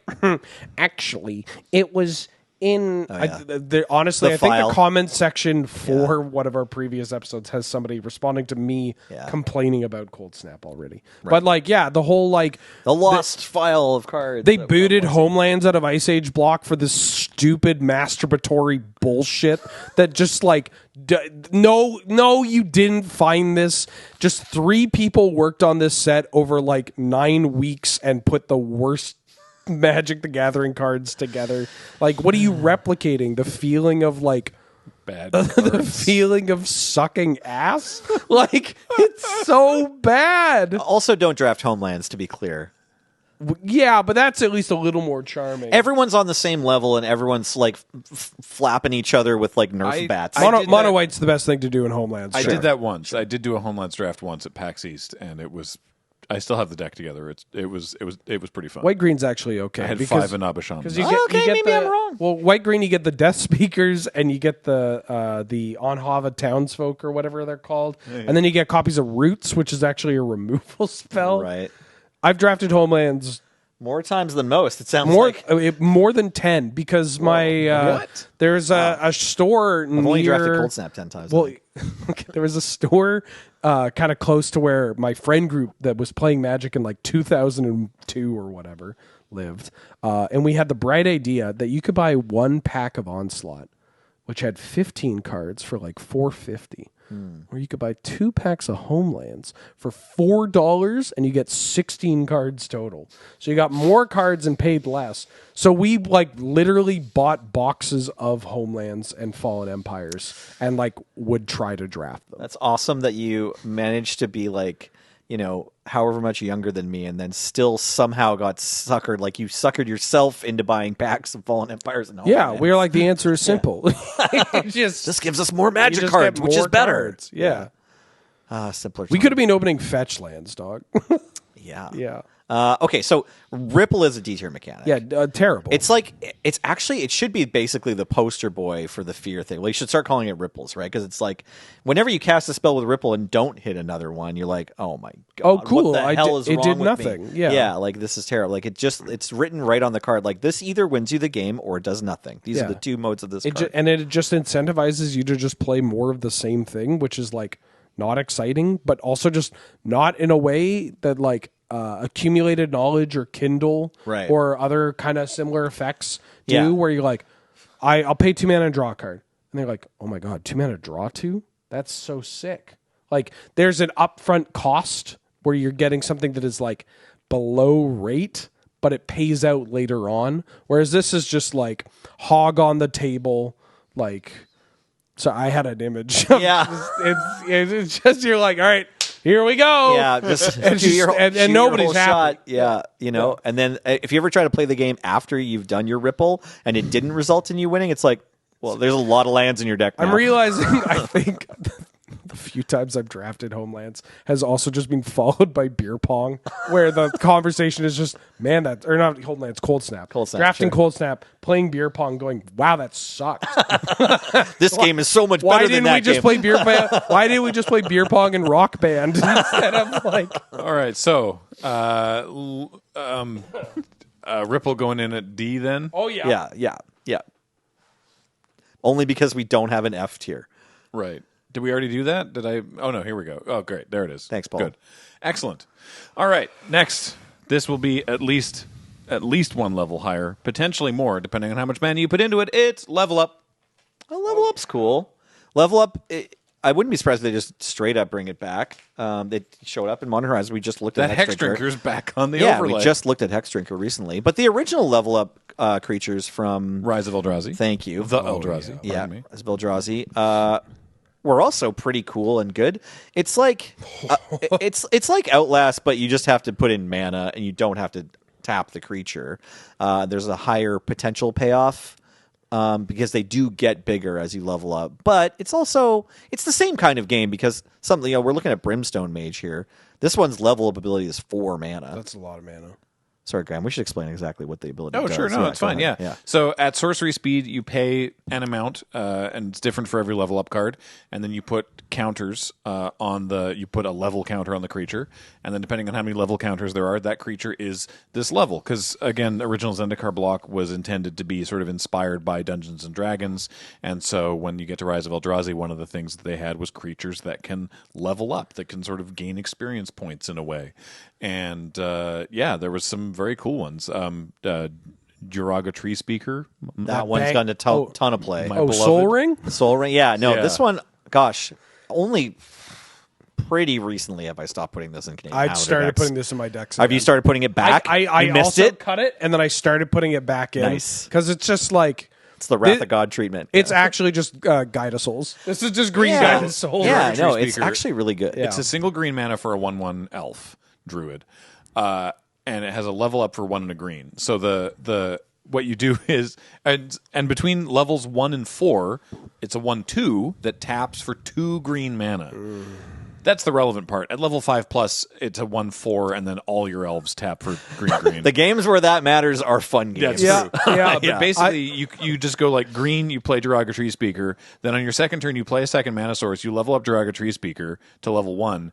And then you can immediately tap Derogatory Speaker for 2 to like level itself again or to cast something. I had a Calendar game where I was playing a hoof deck against Blue Moon, and we're both top decking. Really long game. Opponent's at 3. Sure. I draw a Derogatory Speaker, and I immediately get it to level 5. Nice. And then my opponent's stuck with like a bolt in their hand, and they just can't kill the Tree Speaker. Incredible.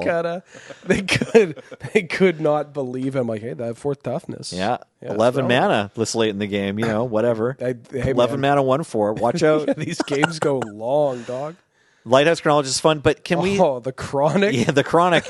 This one's sort of toxic, actually. Yeah, this one sucks. But, I mean, it's a 1/3 for 2. Like, your opponents have to kill it eventually. Commander players only just discovered that for a single red mana, you can deal 3 damage to any They just target. learned in January of 2026. Yeah. So this one takes extra turns after everybody else's turn, so like you win the game real fast if they can't kill the Chronic. But can we put on? Can you remember the one that looks like it's another blue mage or rare that's playing basketball? Oh, Echo Mage. Echo Mage. Echo Mage. Yes, Echo Mage is a super fun card.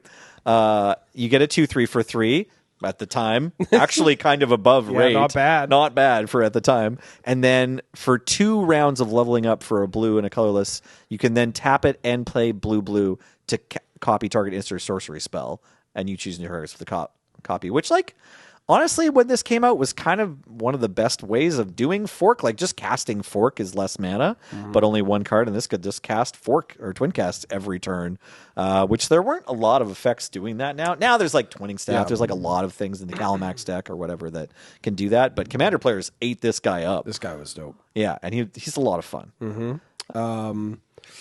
Is level up S tier? I love level ups. I think it thing might is- actually it should be S tier. I think it might be S tier. The thing is, level up started really with like Figure of Destiny, like we can look back, but they've gone and made more Figures of Destiny, and like level up is also, we've seen some other different incarnations, and when I think about it, like it does have its own flavor, like it's got its own little niche, and I wouldn't be surprised if they just bring it back at some point. I don't think it needs to have anything changed about it. No. It's not too confusing. Can we get just the coolest card that'll always be worth money, even if it's not good? Transcendent Master. Oh, sure. On the screen. Yeah, put Transcendent Master on the screen. Ooh, look at that. Steve Belladin art. Whoever paid for the original art of this card, they've seen their investment. I tried you know what I mean? to make this thing work in standard so much. This card's a lot of fun. Yeah, 3 mana, 3/3. Human Cleric Avatar. Level up for a generic mana. Level 6 to 11 becomes a 6/6 lifelinker. Level 12 plus, it becomes a 9/9 indestructible lifelinker. You don't need to work this hard to get this nowadays. No. But like, You can just have 6/6 lifelink for a lot less investment. it's so cool. But this card's so cool. It looks so good. Student of Warfare was in the vintage let's cube put, for let's a put Student while. of Warfare on the Yeah, camera that if we card's can, real. because this card's like, it's basically the this guy walked so that the Hextrigger could run. Like this Yeah. was the like, hey, it's okay at every level. I've you don't feel bad about each amount of mana you've put into I've it. considered playing this in Highlander recently because of Breakless Gear Hulk. Because Breakless Gearhulk and Knight Captain of Eos, Yeah. people are playing Ranger of Eos now because Ocelot Pride's so good. So you're like, well, maybe I It's just wanna nice stack to up have the a 1-drop that drops. can just solo the board. No, this is like a 1-drop in the Gearhulk decks that doesn't do what the other 1-drops do, Yeah. right? Yeah, God. And this card's a lot of fun to play with. I can't recall a level up card that I dislike. Like the Chronic is the worst one, but that's just because taking extra turns in Commander is cringe. And that's the official Sure. statement of the Commander format panel. But can you imagine a game where there's a Nirkana Cutthroat on the battlefield and you aren't having fun? God, I don't care if you have it or they have it. Someone has the Nirkana Cutthroat, and you're like, well, this is a fun game. This card's expensive too, or was it? Like for an uncommon that sees like 0 play. It's this one of was like a 3 cards that 50 has cent First Strike and Death Touch Yeah, on this it was like a on the same card. Yeah, you could sell this to Card Kingdom for like a dollar quarter or something. Yeah, sure. I guess the least impactful is Null Champion. Oh, no, that's a 4/2 dog. That attacks into their Overgrown battlement. This one's actually not that bad because the play pattern of I played a lot of Rise of the Eldrazi. Yeah. 2. You play this on 2, and then you level it up immediately, and then you have a 4/2 that can attack through a bunch of like walls. For an overgrown battlement specifically, right? Yeah. Or just Abyss, their Eldrazi spawn tokens. The teacher? This card was messed up. Training grounds? So the teacher, 3/2/2 comes into play. Put 2 level up counters on each creature you control with level up. So you can set it up. Play this on turn 5. Yeah. This was a banger.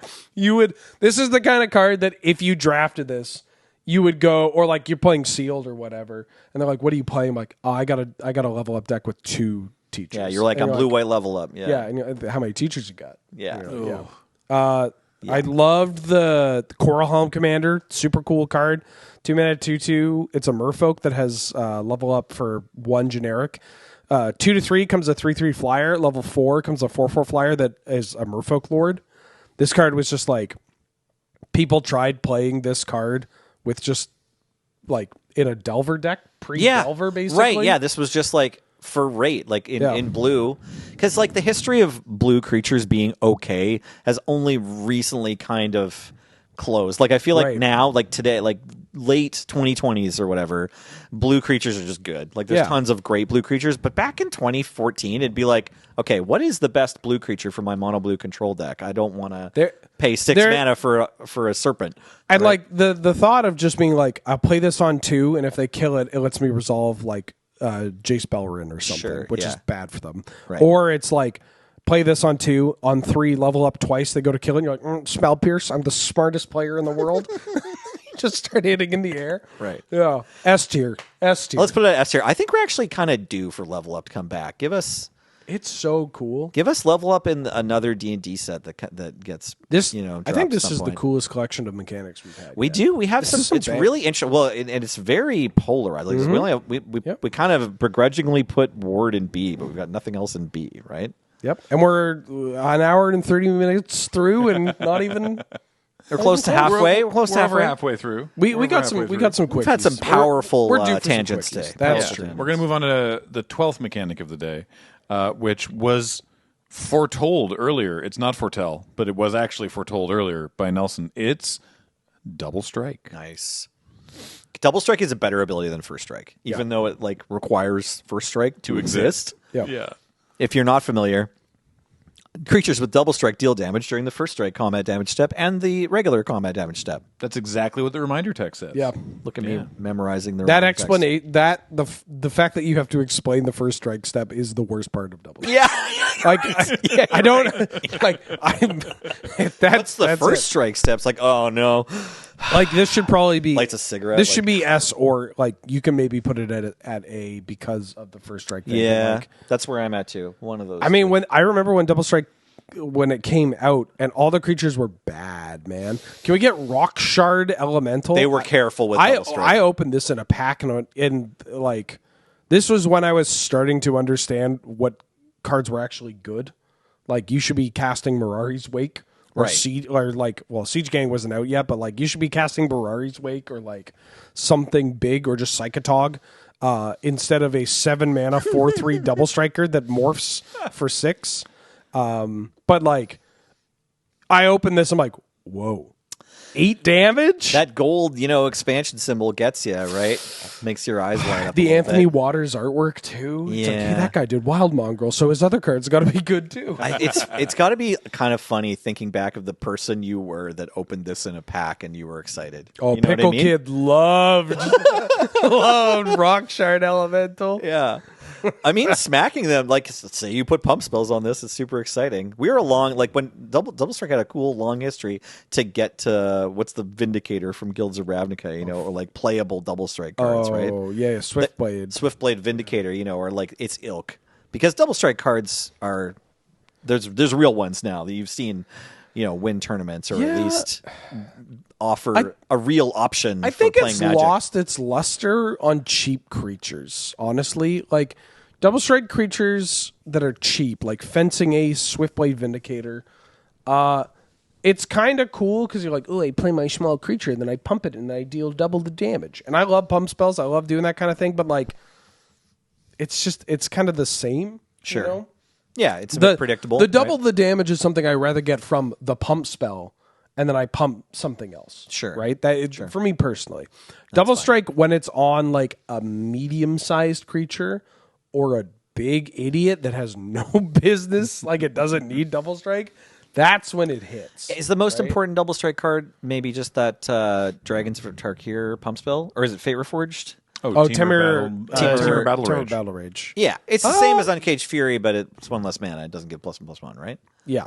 I'd say Maybe. so. That one's gone a ton of play. That one saw a Standards. lot of It was like constructed play. you get your Death Shadow to be big enough that double strike kills them, and then you hit them with the Temur Battle Rage, right? Because then that also gets trample, right? It's a huge it's a huge synergy with trample or like flying around unblockable. I was just going to look up all the double strike creatures.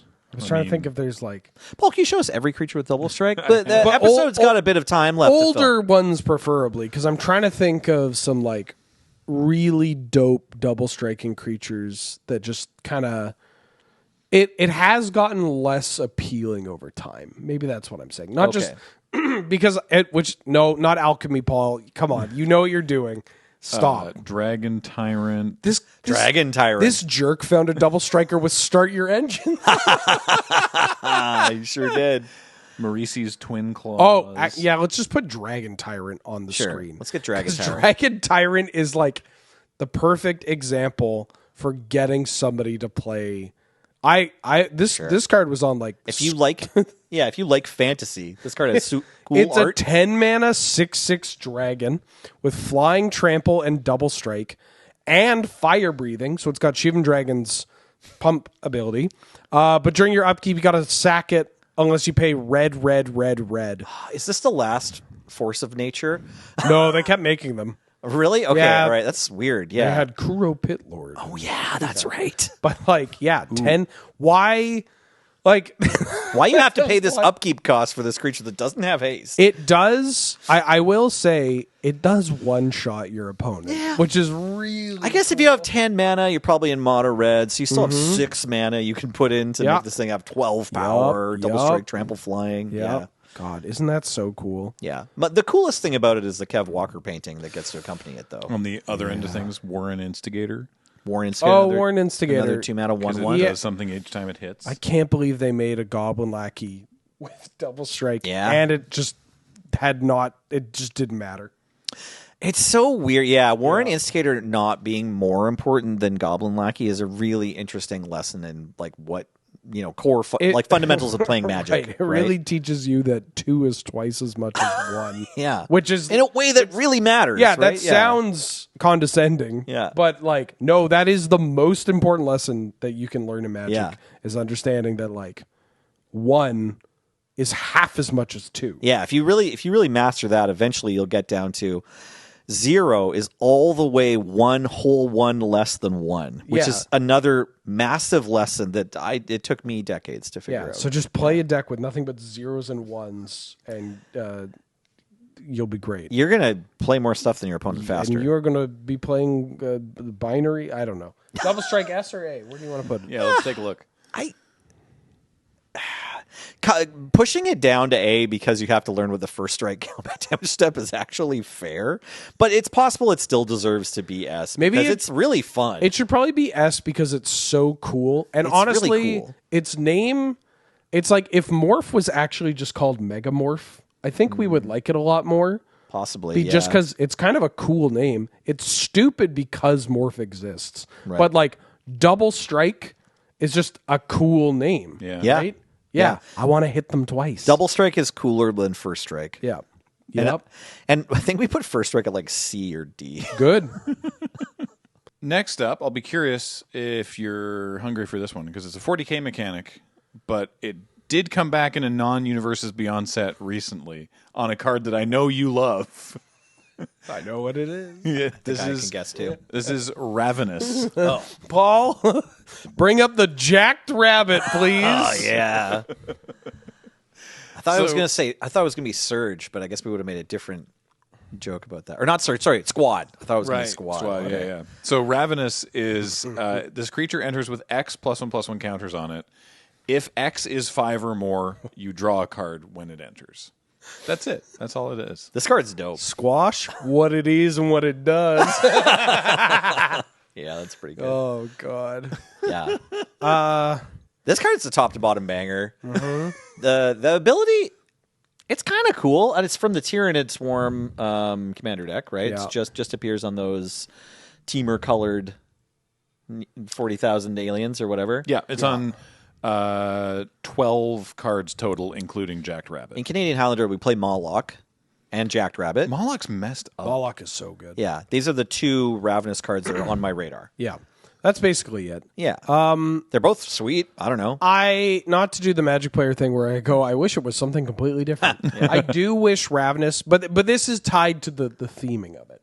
I do wish Ravenous cared more about the mana spent to cast it. It is rather just than kind of X. like, yeah, it is just sort of like a fireball creature. Like you just sort of, I'll just make it arbitrarily large, and then there's a breakpoint at 5. And we're like, I got a card, neat. But Yeah. like I think it's cool. Like it's a good ability, but it could be more interesting. It's also my favorite and least favorite line in Magic the Gathering. Draw a card. Because it's like, okay, so what? What part of that is Ravenous, right? Like, it's kind of nothing. It's all upside. They eat so much they pooped out a card. But it just kind of feels like congratulations, you paid 8 mana for this Tyrant Guard. You get a big creature, which is its own reward. Then draw a card. A big creature is its own reward. I kind of get it. Like Good button. a big creature's a reward. Yeah. Ship it. No, I kind of get it. It's a classic like abilities that deal with flood or screw, right? Like when you're short on mana, you always have lots of options. Yeah. Then when you have tons of mana, oftentimes you only have one, and so when it's a Ravenous creature, hey, you're going to have another spell to cast next turn. Maybe you might just peel 2 lands in a row, but we're trying here, right? So I like that it says like, hey, these creatures are all kind of like less exciting when you don't put X mana into them, where X is a lot, but then you have other options when you did that, and then when you do have only one thing to cast, at least it helps you try to fuel your end game. This Exocrine is kind of a funky wrath. Mm-hmm. It's X2 red for a 2/2 with Ravenous, and when it enters, it deals X damage to each player and each other creature. Yeah, that one's cool. Oh, this one, Ravenous is cool. Like Yeah. it's what I hate to say it, the Warhammer decks are like in very good designs. Like Yeah. they got a lot of love. all right. They did, yeah, they've stood the test of time already. It's Yeah. maybe don't print the literal actual space Nazi, but I get it. Right. That's don't. The point being, like, yeah, all the Ravenous cards are pretty cool. There's like a sprouting Tyranid, I think or Sporocyst. Maybe this is the one I'm thinking of. Yeah, the rampant growth. This one's dope. It's just a big, stupid wall that rampant growth. Baby, I'm It's a surprised. defender too. Surprised I haven't cast this one yet. You have to pay XX. Yeah, So, but to get the card, it costs 11 mana. it's a Farhaven elf. Yeah, it is a Farhaven. 11 mana. Any find- basic lands doesn't have to be Find force. Yeah. 5 basics. Draw a card. Draw a card. Oh yeah, you can order those 2 triggers in whatever order you want. Yeah. Okay, so how good of an ability is it on the C. tier? Okay. If they never printed it again, Yeah, I wouldn't notice. I would. Yeah, exactly. Yeah, you're right. Yeah. It is sort of just like, hey, it's another +1/+1 counters ability. Yeah, maybe you know? it should be B, but C feels. Sure. I do like that More Paul fair. put it in C as soon as I just screamed it. I didn't object. Yeah. It's fine. Like I kind of don't care. I feel like you're the bigger Jacked Rabbit enjoyer. I love of us. Jacked Rabbit. I like it too, but I Rabbit's think you pretty like it more. what it is, I'm not- what it is, what it does. If it's creature type rabbit, I'm basically just like dropping it off on your lawn. I'm just like, hey, I like this one. You probably like it more. Here you go. I did find this lovely little rabbit mug in the office. Isn't that great? That's so It's cute. yours now. Yeah, Yeah. it belongs to me now. Yeah, exactly. I made this. All right. Well, great. Our next mechanic is the first time I saw it, I was like, hey, wait, isn't this sort of a combination of these 2 existing mechanics? And as we've sat with it for about a year now, I think, yeah, it is basically just a combination of 2 existing mechanics. But it's kind of nice. It's Harmonize. So Oh, it yeah. was from Oh yeah. Tarkir Dragonstorm. It's sort of like Flashback Convoke Yeah. in the way that it's literally those things. Here's the reminder text for it. You may cast this card from your graveyard for its harmonized cost. You may tap a creature you control to reduce that cost by X, where X is its power, so it's not exactly Convoke. Yeah. Then you exile the spell. So, yeah, we're looking at Synchronized Charge. It's 1 and a green.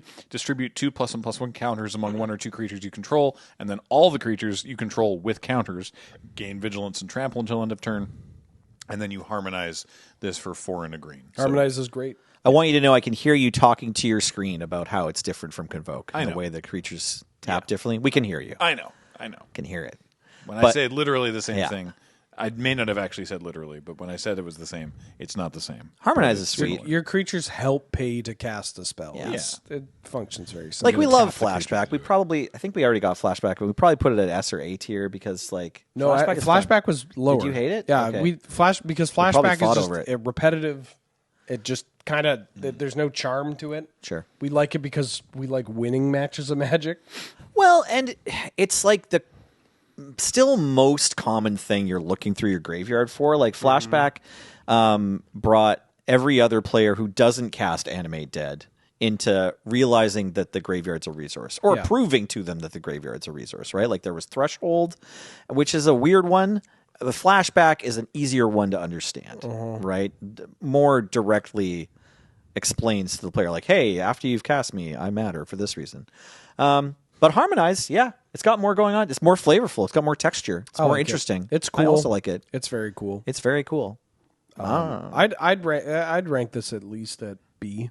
Yeah. It's more interesting than Flashback, even if you can play this functionally as though it had Flashback. Right. You can ignore the Harmonize and pretend it says Flashback. Because, again, a lot of our issues with Flashback aren't actually just like how it feels to flashback a spell, because that usually rules, and there's some like ways to play around with that. But you can just choose to not engage with that. Parentheses negative.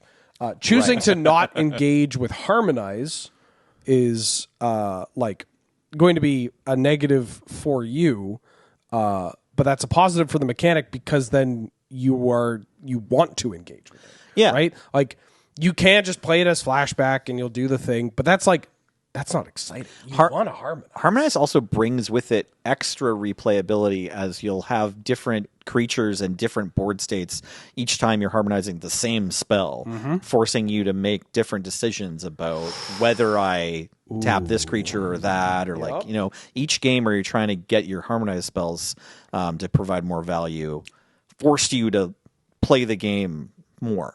It's So also that's it's a mechanic that can be played with a variety of different cards too. You can play your harmonized cards in decks that care about flashback and casting from the graveyard and self mill. You can also play harmonized cards in creature decks, which there's a lot of Magic the Gathering is creature decks that play all creatures, no spells, right? Or like primarily creatures, a few copies of spells. And this is going to push them to play more spells, to play your Winter Night stories, the like draw 3, discard 2 cards unless you discard a creature that harmonizes for 4 and a blue, where it's like, you're going to just play a sorcery speed draw spell because it can just pitch other harmonized cards, or pitch a smaller creature that you've drawn in your deck with a bunch of creatures, kept a bigger creature, play the bigger creature, then get to harmonize it.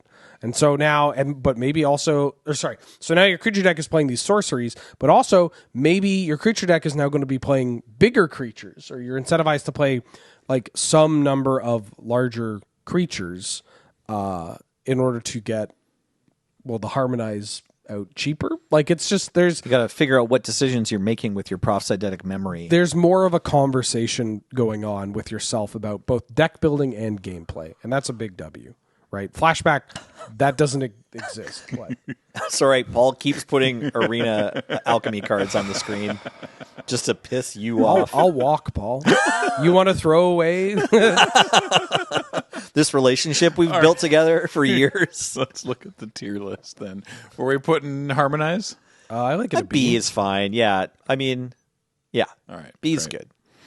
good. Next up, now this is an interesting one. When we were talking about I know there was a couple examples like this where it was sort of that's what it was. It was when we talked about equipment, and that was sort of also talking. Well, we talked about equip was the ability. That was also talking about equipment, and we talked about crew. And that was also talking about vehicles. That's not what this is. Or a swap.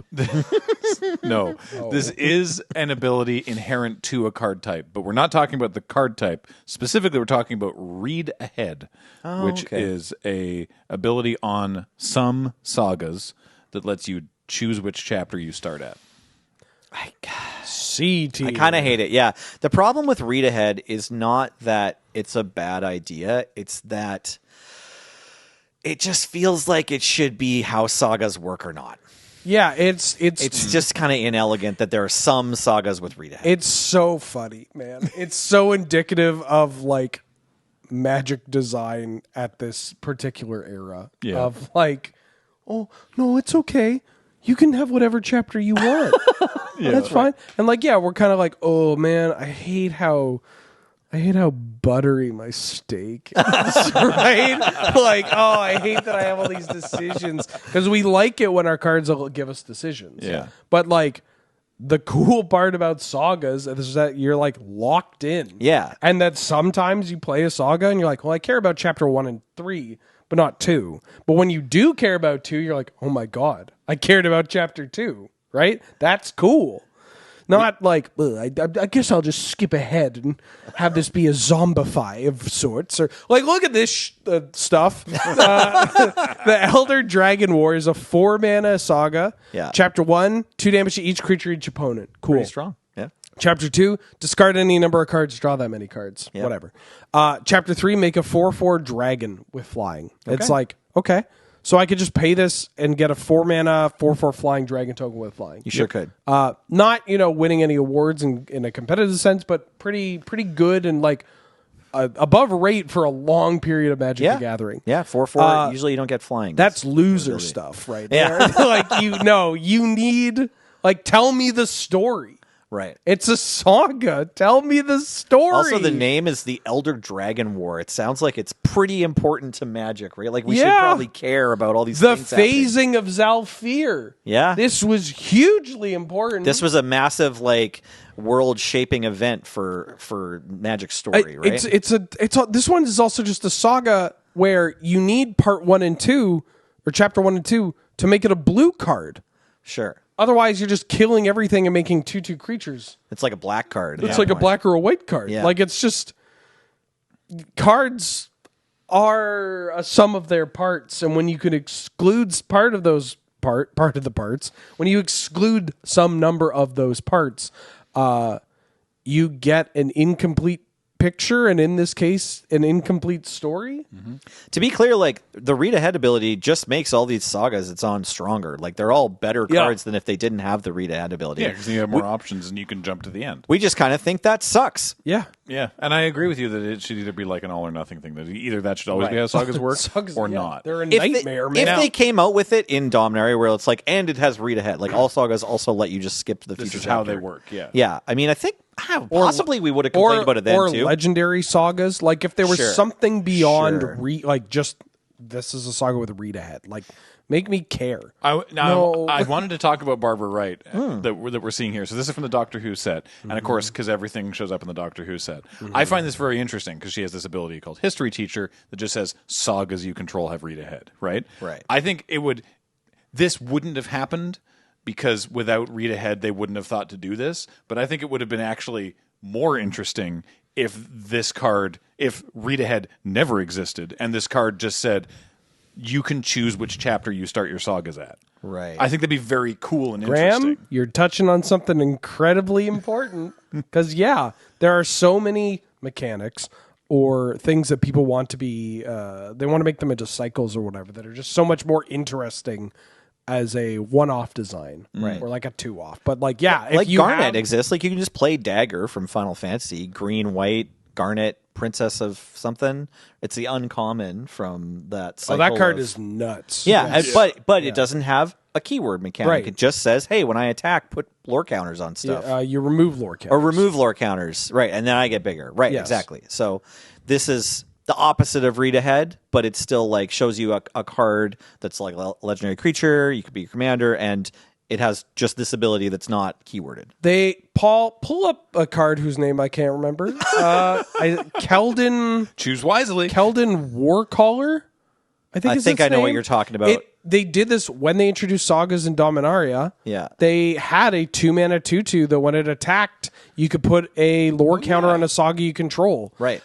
So much cooler as a one-off design. Yeah. Right? Just, it's like... And you know that when Read Ahead got previewed, the person in your playgroup that has the like proliferate Sagas deck is just like, why did I bother? You right. know what I mean? Like, like a lot of Magic the Gathering is just like I'm not a father, but maybe you two can tell me if this sounds like something you've encountered in your lives. Okay. It's like sitting your kids down and they're like, we want to watch, I don't know, some slop. K slop demon sloppers. Right. Or whatever. And you're like, Paw Patrol. no, actually, we're going to sit down and watch like Beauty and the Beast instead, or whatever. Like Right. you make this conscious decision. I've had that moment of like, actually, no, we are going to watch something that you will still like, that is still going to cater to your demographic, but is good. Yeah. Right. And they end up liking it. Yeah. It's Right. like, yeah, you like that. And it wasn't the like you get to pick which movie that you're only going to watch 30 minutes of anyways. but they did have to work to keep their brains to sit still past the like 3.5 minute mark. Right. But when they they do liked it, it. it's good. There's liked a payoff, and then Yeah. that's like becomes one of their favorite movies or whatever. It's a lot like Magic the Gathering and Sagas especially. It's like, yeah, sometimes you gotta sit down. Yeah. Just like your nights will get bigger. Or somebody will get a bird or whatever. Doesn't matter. Honestly, yeah, I'm okay with D tier. The problem with the read ahead mechanic is that if they never printed it and they just dropped these Sagas and didn't have that one more mechanic in Dominaria United, I think we all would have been fine. Yeah. Yeah, if these Sagas these didn't have didn't- read ahead. We would have just still played a lot of them. Dominaria United didn't need read ahead Yeah. to make Saga special in some way. Yeah.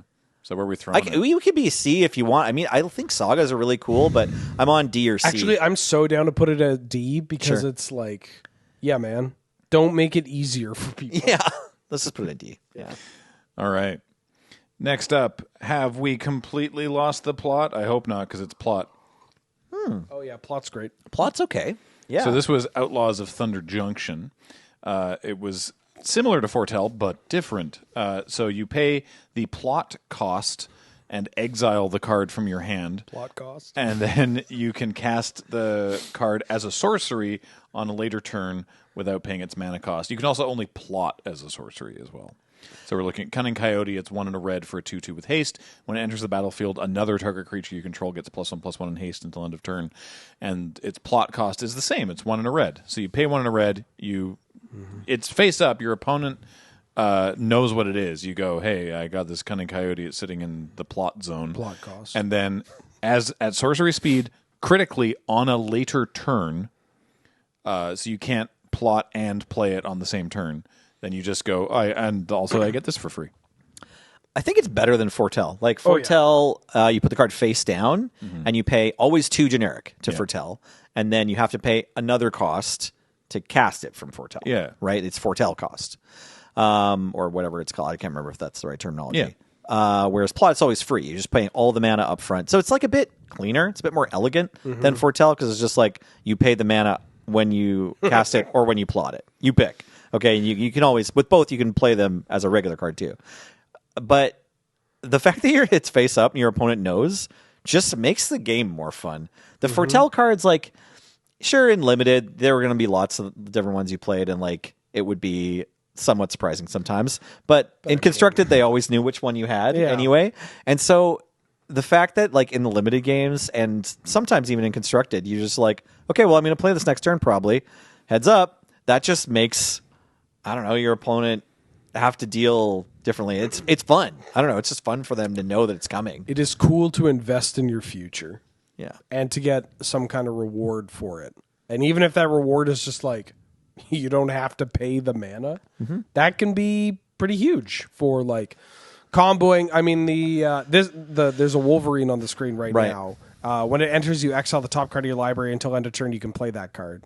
Great, because you just put it into play. You haven't played your mana. Ideally, you haven't played your land or whatever. Yeah. And then you just get to actually cast it. You don't have the feel bad of oh, I can't cast the thing I exiled. Yeah, exactly. That's kind of nice. This one works great with the mechanic because you want to have your mana untapped for when you can cast your new card off the top. The coyote that we had on screen too. That's a just fun one. You play out another creature, then you play the coyote, and then it gives the creature haste, and then you get to meep. And There's a green creature that actually just makes mana. It gives you yeah. mana, right, when it enters. So it's easier to use that when you plot it, right? Because it means it pushes you up one more. I played so much of this card, and I can't remember its name. It's a 4/2 in green. Outland. It's not Outland Liberator.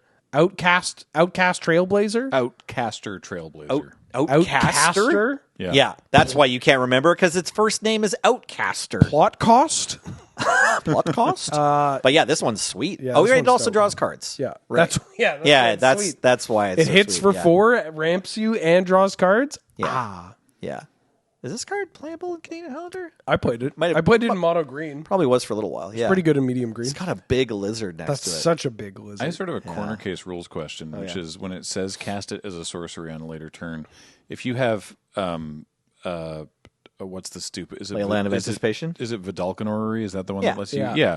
If you have Vidalcan Orrery in play, can you play it on your opponent's turn? Because you could cast a sorcery speed. Great question, Graham. Great. Okay. You keep think talking. so. I'll check the rules. Do you have on any it. other judge questions for this 2-hour, 15-minute video that we're not finished with yet? Okay, so I don't remember where we put Fortell. I'm pretty sure we got Fortell before. It was probably B or C. I think we put it pretty low. I Yeah, like it was plot. I pretty put plot at Plot's B. higher, but Yeah. B seems fair. I could maybe see putting it at A. It's not an S tier mechanic, but I think B is actually. I'm fine fair. putting it at B and Like, it's using it good. as a swap. Yeah, sure. We Maybe can plot swap. Maybe we'll have to plot swap. Yeah. B is good for plot. It could be a little higher, but yeah. Oh, we got flex and B too. Yeah, we're good. Yeah, okay. We got Right. 4 mechanics left, Yeah, and we got 4 spots above Yeah, D. we left. do have to get to part 2 of our KCI rules rundown. I kid you not. So that you- Procher was happening. I just started pulling up the comp You do need to documents pay a again. cost, Yeah. so a 0 mana artifact will not work. But What's up, Paul? I was going to say, I know some people were annoyed from the flavor perspective that plot is revealed and foretell is secret. Right. Which seems like the opposite Yes. of what it should be. Yes. That's valid. That to is- me. I think Yes, that's correct. That is but- a totally valid. Yeah, you know what? And also, while we're on the subject, cookies and pancakes should have their names swapped as well. Think about it. Huh. Yeah, you know what? Fine. I'm on board. You know, I'm not going to start using it that way. no one's going to do it, but it makes sense, Yeah. right? Yeah. Huh. Okay. Plot was, what was that? C? Where did B. plot We go? put it at B. Nice. Cool. All right. Here we go. It's a classic. It's been around since Alpha. It's still being printed. It's unstoppable. It's indestructible. We're going to piss some people off no matter what we do. I want to put People have feelings about indestructible. I want to put it at A. I'm actually fine with A too. I was thinking A because it's not like I don't want it at S because it's kind of too annoying to be an S tier mechanic. Like when indestructible works, it has a bit of the fear going on. It's like, oh no, I can't kill that creature. Yeah. And if I can't kill that creature, I lose. So I guess I lose. And so that's my only knock about it. But it's so fun. Like Yeah. it's really powerful and gets people excited to play the game. Before Yes. someone gets up in the comments, technically it was only officially keyworded in Darksteel. But It's true. For the longest time, indestructible wasn't an ability. It was an English word. Yeah. yeah, but Which is so weird. this creature can't be destroyed or damaged or whatever. Has been around since Alpha. So Yeah. yeah. But also, like, the ability granting indestructible was always an ability, right? Like, I can remember having to figure out how indestructible works against, like, stuff that makes you lose against, abilities. like, and for a while, it was annoying to figure out. Yeah, but they did- keyworded did it eventually. Some change. Paul, can we get Darksteel Colossus on screen? The coolest Magic the Gathering card of all time. Yeah, good luck showing this to your friend and not having them ask to play Magic against you at lunch hour for the rest of the year. Yeah, damage and effects that say destroy don't destroy this creature because it is indestroyable. destructible. Oh no! If I leave this mortal plane, I can at least die happy knowing that I haven't had an imprint on Magic the Gathering related to Darksteel Colossus. Carmen Comperins, she mentioned that when they were figuring out the cards to put in like foundations, they wanted to have some cards that would make Shivam and Wheeler go like, oh, hell yeah. Nice. And Darksteel Colossus was one of them. Nice. And it's like, yeah, this is the cool. I mean, this card is the coolest thing in the world. It's very cool. I mean, look at this bad boy. Yeah. But also, no, Paul, one she'll stand. I would have guessed that James is the bigger troll between James and Paul, but I've clearly been proven wrong today. Paul, please, man. Like, Indestructible is just, it's cool to play with. You want to play with it. And I think if you gave people the framework of Magic the Gathering, and then like not even people that play games or even play Magic, and you're like, make up some abilities. Right. I feel like Indestructible shows up every single time. It only takes 1,000 monkeys 10 minutes to come up with Indestructible. Oh yeah, they get in play they're Magic. like, it can't die, and it's like, okay, great, cool. can't get blown up, Great. great. Can I still exile it? Yeah. Tap, tap, tap, tap, tap. Yeah. Yeah. We'll give you. Yeah, you it's can fine. still You can answer still it. bounce Sure, it. Yeah, that's fine. But like they can't put a bunch of monsters in the way and kill it, right? No. No, Oh, yeah. actually, it doesn't die. Yeah. Should we call it impervious? No, that's stupid. Indestructible. Actually, Indestructible is great because if you, I don't know, you make a card called like Impervious Kithkin, and it's like a little Kithkin that's indestructible. You're like, yep, sure is. Yep. But when it's on an artifact, you're like, oh, indestructible. That makes sense. Because in Magic, artifacts are made to be destroyed, right? Yeah. Like, it's, you blow things up. It's both. Buildings will be brought to ruin. I was going to ask about this one. Yes, the Darksteel Relic. It's a 0-mana artifact that is indestructible. Maybe we are supposed to put Indestructible S. Because do we have anything else that's like we're going to want to put an S more? Sorry, side tangent about the relic. I know that people go, haha, funny with the Darksteel Relic. No, that card's It important. is so painful. Like, you read the flavor text, it's the last thing we can call our own. The Mirror and Resistance. Man, I hate the Phyrexians. Yeah. Poor Jorkadine. Ooh, I'm Phyrexian Negator. Oh no, I got lightning bolted. Oh. Idiot. S tier. Maybe we should put it in let's S tier. put it in S tier. Let's just be little kids for a second here and put it in S tier. I mean, our S tier is us just being. This is correct though. Like, I mean, if we were to end it, say we had one extra S tier and everything else was full, it'd be fine. I think that's what S tier should be. Sure. It should be the mechanics that evoke the most like childlike and like emotional response, because like that's what sticks with you. There's a few things going on in S tier, but that is one of the important ones for sure. Yeah. All right. Well, next we're 2.25 hours into this recording, and I've finally decided that it's time for us to move quickly. It's Blitz. What? From Blitz New Capenna. It's an Capenna. alternate casting cost that allows you to give a creature haste, but then you sacrifice it in a turn and draw a card. Correct. Huh. Oh yeah. It's not Dash, No. It's not Dash. but it did copy Dash's homework. Oh, interesting. It says draw a card at the end. That's because it's from 2020 or later, Yeah. right? Yeah. Yeah, 2020 to 2022. Just have to put draw a card attached to every single ability. Yeah. Sorry, did I get that right, Graham, or is there Yeah, more? you cast it for its Blitz cost. It gains haste, and it gains when this creature dies, draw a card, and also you sacrifice it at the beginning. need to- of the Right. It doesn't need to make it to the end step. It's whenever it dies. Yeah, we need to reclaim the term goon. Yeah. from the Girder Goons. Right. Yeah, goon is such a great word. It's okay. Let's just get the older people. I'm pretty old, right? Like if we just have me on camera using it the same way that the Gen Z and Gen Alpha kids are using it a bunch of times in a row, then it dies. 6, 7. Yeah, we just need the olds to use the slang, and then it'll go back Look to at having me, its own I'm meaning. gooning. I hope not. Anyways, Blitz is kind of cool. Yeah, I don't hate it. It's hard to hate it because like one of the most popular commanders of all time is a Blitz commander. Oh, the toolbox. Henzi, the Toolbox Torres. Is that card massively popular?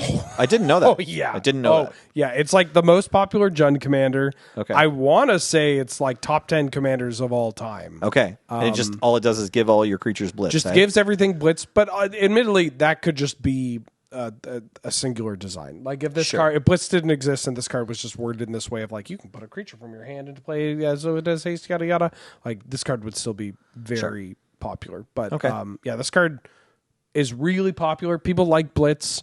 It does push people to end games. It makes them, they have decisions. Do you want to just cast the card? Do you want to blitz the card? Why is his name Torre and not Torres? That bothers me. I don't know, man. The clubbin'? Oh, we be clubbin'? The night clubber? The underdog, I think still gets a bit of play in Canadian Highlander. That card's Tenacious Underdog? Tenacious Underdog. Yeah. It's fine. There's like a blitz card from Final Fantasy, Sabin, Master Monk. Yes. That card's been killing people. I picked that card up specifically for Canadian Highlander because I think it's sweet. Yeah, any deck that isn't Jeskai is going to die to this card. Right. Yeah. Yeah. If you can't bounce it, you're in trouble. Sabin's ability in Final Fantasy VI is just called Blitz. So Oh, I see. Right. they were like, why oh, we have a thing called Blitz. have a thing Let's called give Blitz. Sabin Blitz. Yeah. Right. Okay, so I don't know. Is it a B? It's not like the ability itself. It's not that much. It's not doing anything super different. I do like the name, actually. Yeah. I think Blitz is great. They You could even remember what the ability did. They could have gone with some like crap that or something more tied to like New Capenna. It Right. could have been bad. Well, Sure. I mean, yeah, Right. it has the. They could have called like, it Tune Up or something. It's it just the Riveteers. It's the ability. kind of mechanic that can be very thematically tied to the artwork and to a certain like class of creature or certain faction in a world, and those mechanics sometimes they get a little too insular with that world, and you get start your engines or whatever, and you can't print it. I do find it funny because we were talking about start your engines earlier, and one of the reasons I like it is because on Arena, the noises it makes, the boop boop boop boop, is like fun. But also in that set was Exhaust, right? And Exhaust got reprinted on a couple cards in the Avatar set. Yeah. and it's very funny when you activate May's Jaded Edge or whatever. Yeah. Exhaust ability, and she goes. It's like, what the hell? Oh, Yeah. she does that in the anime. Okay. Yeah, I'd put Only Blitz when she's talking to Zuko. I'd put Yeah. Blitz at B. Sure. Let's put it at B. All right, Blitz at B. B for Blitz. B for Blitz. Now we go to. This is kind of funny because it's an ability that was already fixed with a different ability that we've already talked about, and I don't remember where you ranked it.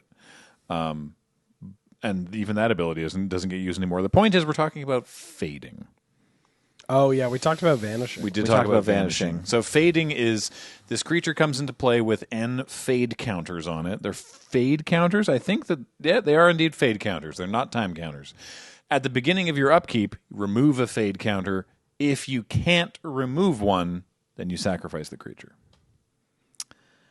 Okay, so this was really confusing for people, which is why Vanishing exists. Yep. Because they felt like they should sacrifice the creature when they remove the last counter. Because that's just more intuitive. It doesn't seem like a thing that needs to be the case, right? But for Yeah, people whatever are reason, stupid. yeah, people are stupid. It's fine. And vanishing But for also codified it to time Time counters. counters, which is better too. Yeah, There are cards that do stuff with time counters. yeah. I don't know. We're looking at a 2/2 flyer in Cloudskate. Well, that's funny. There's a card that's just called Cloudskate. I love Cloudskate. Do you? Okay, yeah. But Fading's most important card is probably Parallax Wave. Oh, yeah. That card's messed up. And so, Parallax Wave helps you see why Fading was cool because you had to, play this game of, well, do I just get everybody out of the way and go for an Alpha Strike now? Will that work out? Or do I, wait and just take out their one thing that's most important? What's and then Parallax Wave do? So, sorry, it's 2 and 2 white for an enchantment with Fading 5, but you can remove a Fade counter from Parallax Wave to exile target creature, and then when it leaves the battlefield, everyone returns to the battlefield all cards that were owned and exiled with Parallax Wave. The creatures go back under their owner's control, like a Bagman. Fiend Hunter. Fiend Hunter. Parallax Wave was in the arena like powered cube. This card is very good It's in very Vintage good. Cube. Yeah. Very good in pre-modern, too. Fun with opalescence. You remove all their creatures, and then with the last counter, and you hold priority while doing it. Target And then the itself. last counter, you target itself, and it Yeah. goes away and comes back, and all their creatures are gone permanently. There's a blue version of this So that messed Gross, up. right? There's a blue version of this that hits lands called Parallax Tide. Just got banned in pre-modern. Oh. Yeah, you would one-sided Armageddon in blue. Fun, right? Isn't that cool? I mean, when we're talking about the crimes of fading, there's also Tanglewire. Okay, well, when you say crimes, Yeah. I mean, Wait, isn't that just what that card does? Sorry, can you just Parallax Tide to exile all their lands now, currently in Canadian Highlander? Like, you just play it, take all the fade counters off, and then the so trigger goes in the stack? if you play it, exile Yeah. all their lands.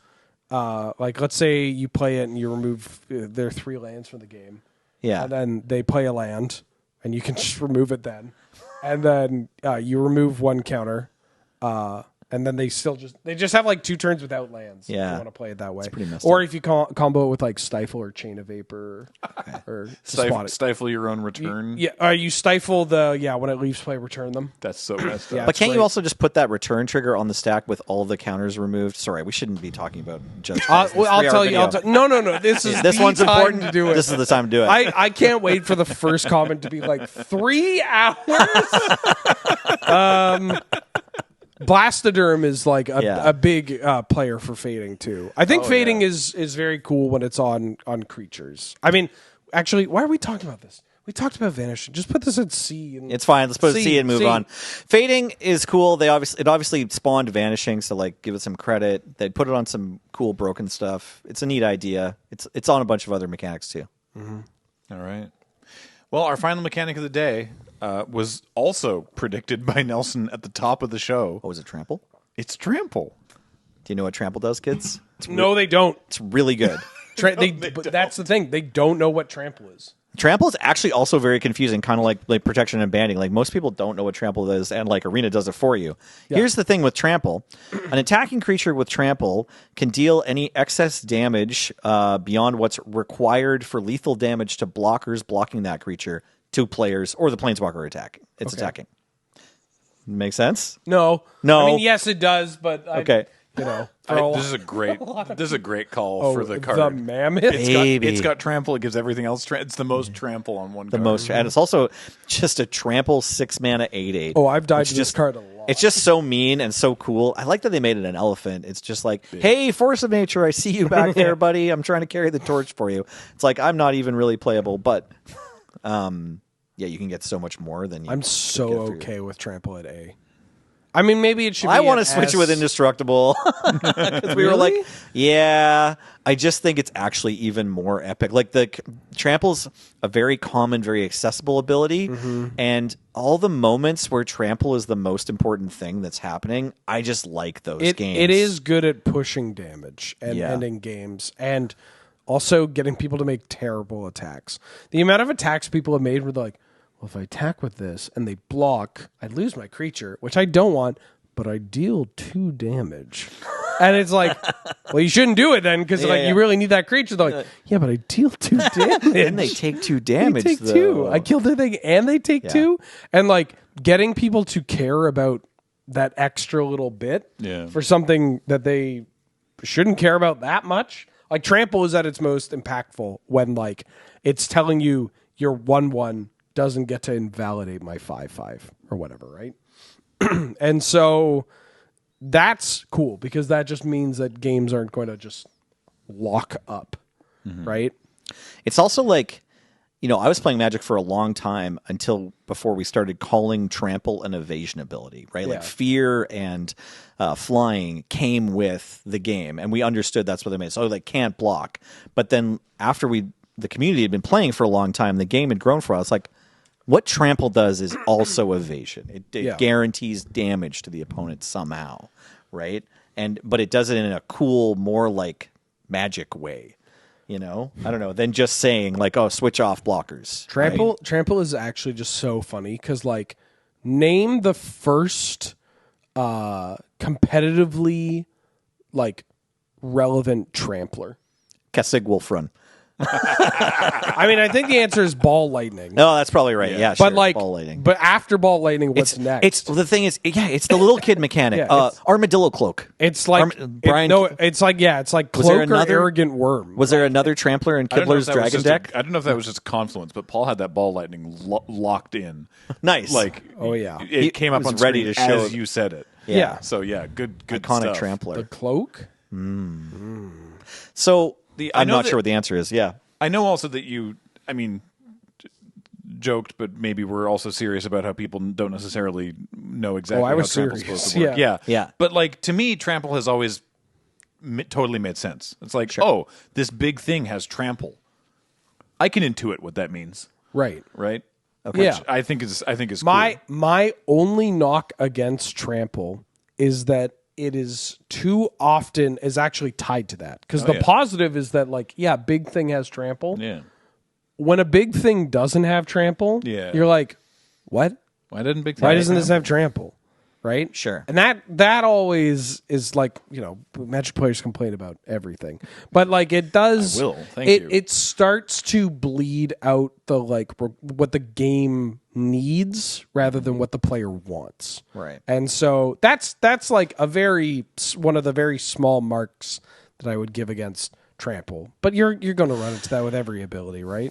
Can we see it on A? And because we only have one spot left, I don't need to like fight for 20 minutes or whatever to get Trample moved up. But I wonder if it's fair to swap it with Soulbond. I think it's fair to swap it with Soulbond. Okay. I'd rather swap it with Soulbond than Indestructible. I think that's fair. Because But- I actually don't think I think the people that are like, oh no, it's indestructible, I can't kill it, that's frustrating. It's like, yeah, it is. Yeah. Stop trying to like kill all my stuff. find another way to win besides killing that thing. Yeah. You know what I mean? Please be proactive. Do for something once different. in your life. Buy a pacifism.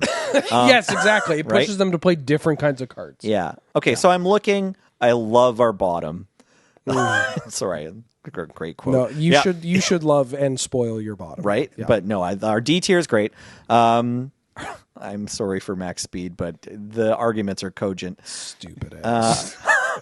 Our B is good. Yeah. Our A is solid.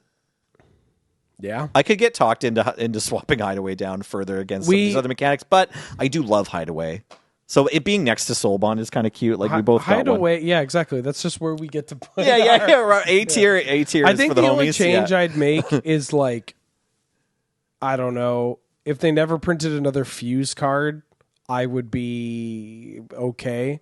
But I think if they, like, if Fuse came back, I'd be like, oh, cool, Fuse is back. Right. I mean, I already thought that. Right. But if they're like bringing back Plot, I'd be like, oh, sick, Plot's back. Like that's Fair fun, enough. right? Sure. But no, I think this is a pretty great. It's fine. Yeah. I'm okay. I'm okay along with that. I'm glad we could get Trample at S because, like, when we started, I was like, I'm gonna hope my co-host agrees that like Trample, Flying, these are S tier mechanics, like the ones that push damage. Yeah, they've and force you to lasted play the game. 30 years. Yeah, exactly. They're pretty good. They're core. So, level up, double strike, indestructible, and trample is where we're going to wrap up S rank today. I do like that we have an alpha mechanic, kinda. Well, no, Trample's alpha. We have an alpha mechanic in both S and D. Yep. Feels appropriate. Yes, I love it. And that brings us to the end not only of this episode, but also of the ranking list. Wow. We did it. And then the next, when we return, we'll be taking all the S rank mechanics and then granularly ranking them within S. We can never leave. I look forward to that episode too. This podcast is indestructible, apparently. I mean, Well, what, that one presumably will have less discussion because we've already explained them all. I'm sorry, Graham, but that one, we only got to 2.5 hours. That one will have to be 3 hours. All right, well, fair enough. Well, that is it for today, though. Today we don't need to be talking for any longer. So I'm going to remind everybody that the show is brought to you by Card Kingdom. Please check out cardkingdom.com/LRR. Tell them we sent you. Ask for a button. It'll say a funny thing. Dragon Shield, use the code LRRMTG5 to get yourself 5% discount off anything you buy on their store. And most importantly, this is brought to you by you and your support of our Patreon or by becoming a member on this YouTube channel. Shout-outs at the end of the video. We really appreciate you allowing us to do all this. Sorry, What's up? Genuinely, it feels like an appropriate cap, if I can. Yeah, if please. I can. So what it's important to know is that if you're sacrificing Chromatic Sphere with KCI, is that you can actually select that as the mana ability and have it draw a card as well as a part of paying the cost instead of just getting the mana. So the timing's very weird, but don't worry, it ends up working out. I've been Graham, joined by Nelson. Aliens. And Wheeler. So the Mere Retriever. Paul's been on deck. Heather gets these online. Thank you all so much for watching. We'll see you next time. Bye, everybody.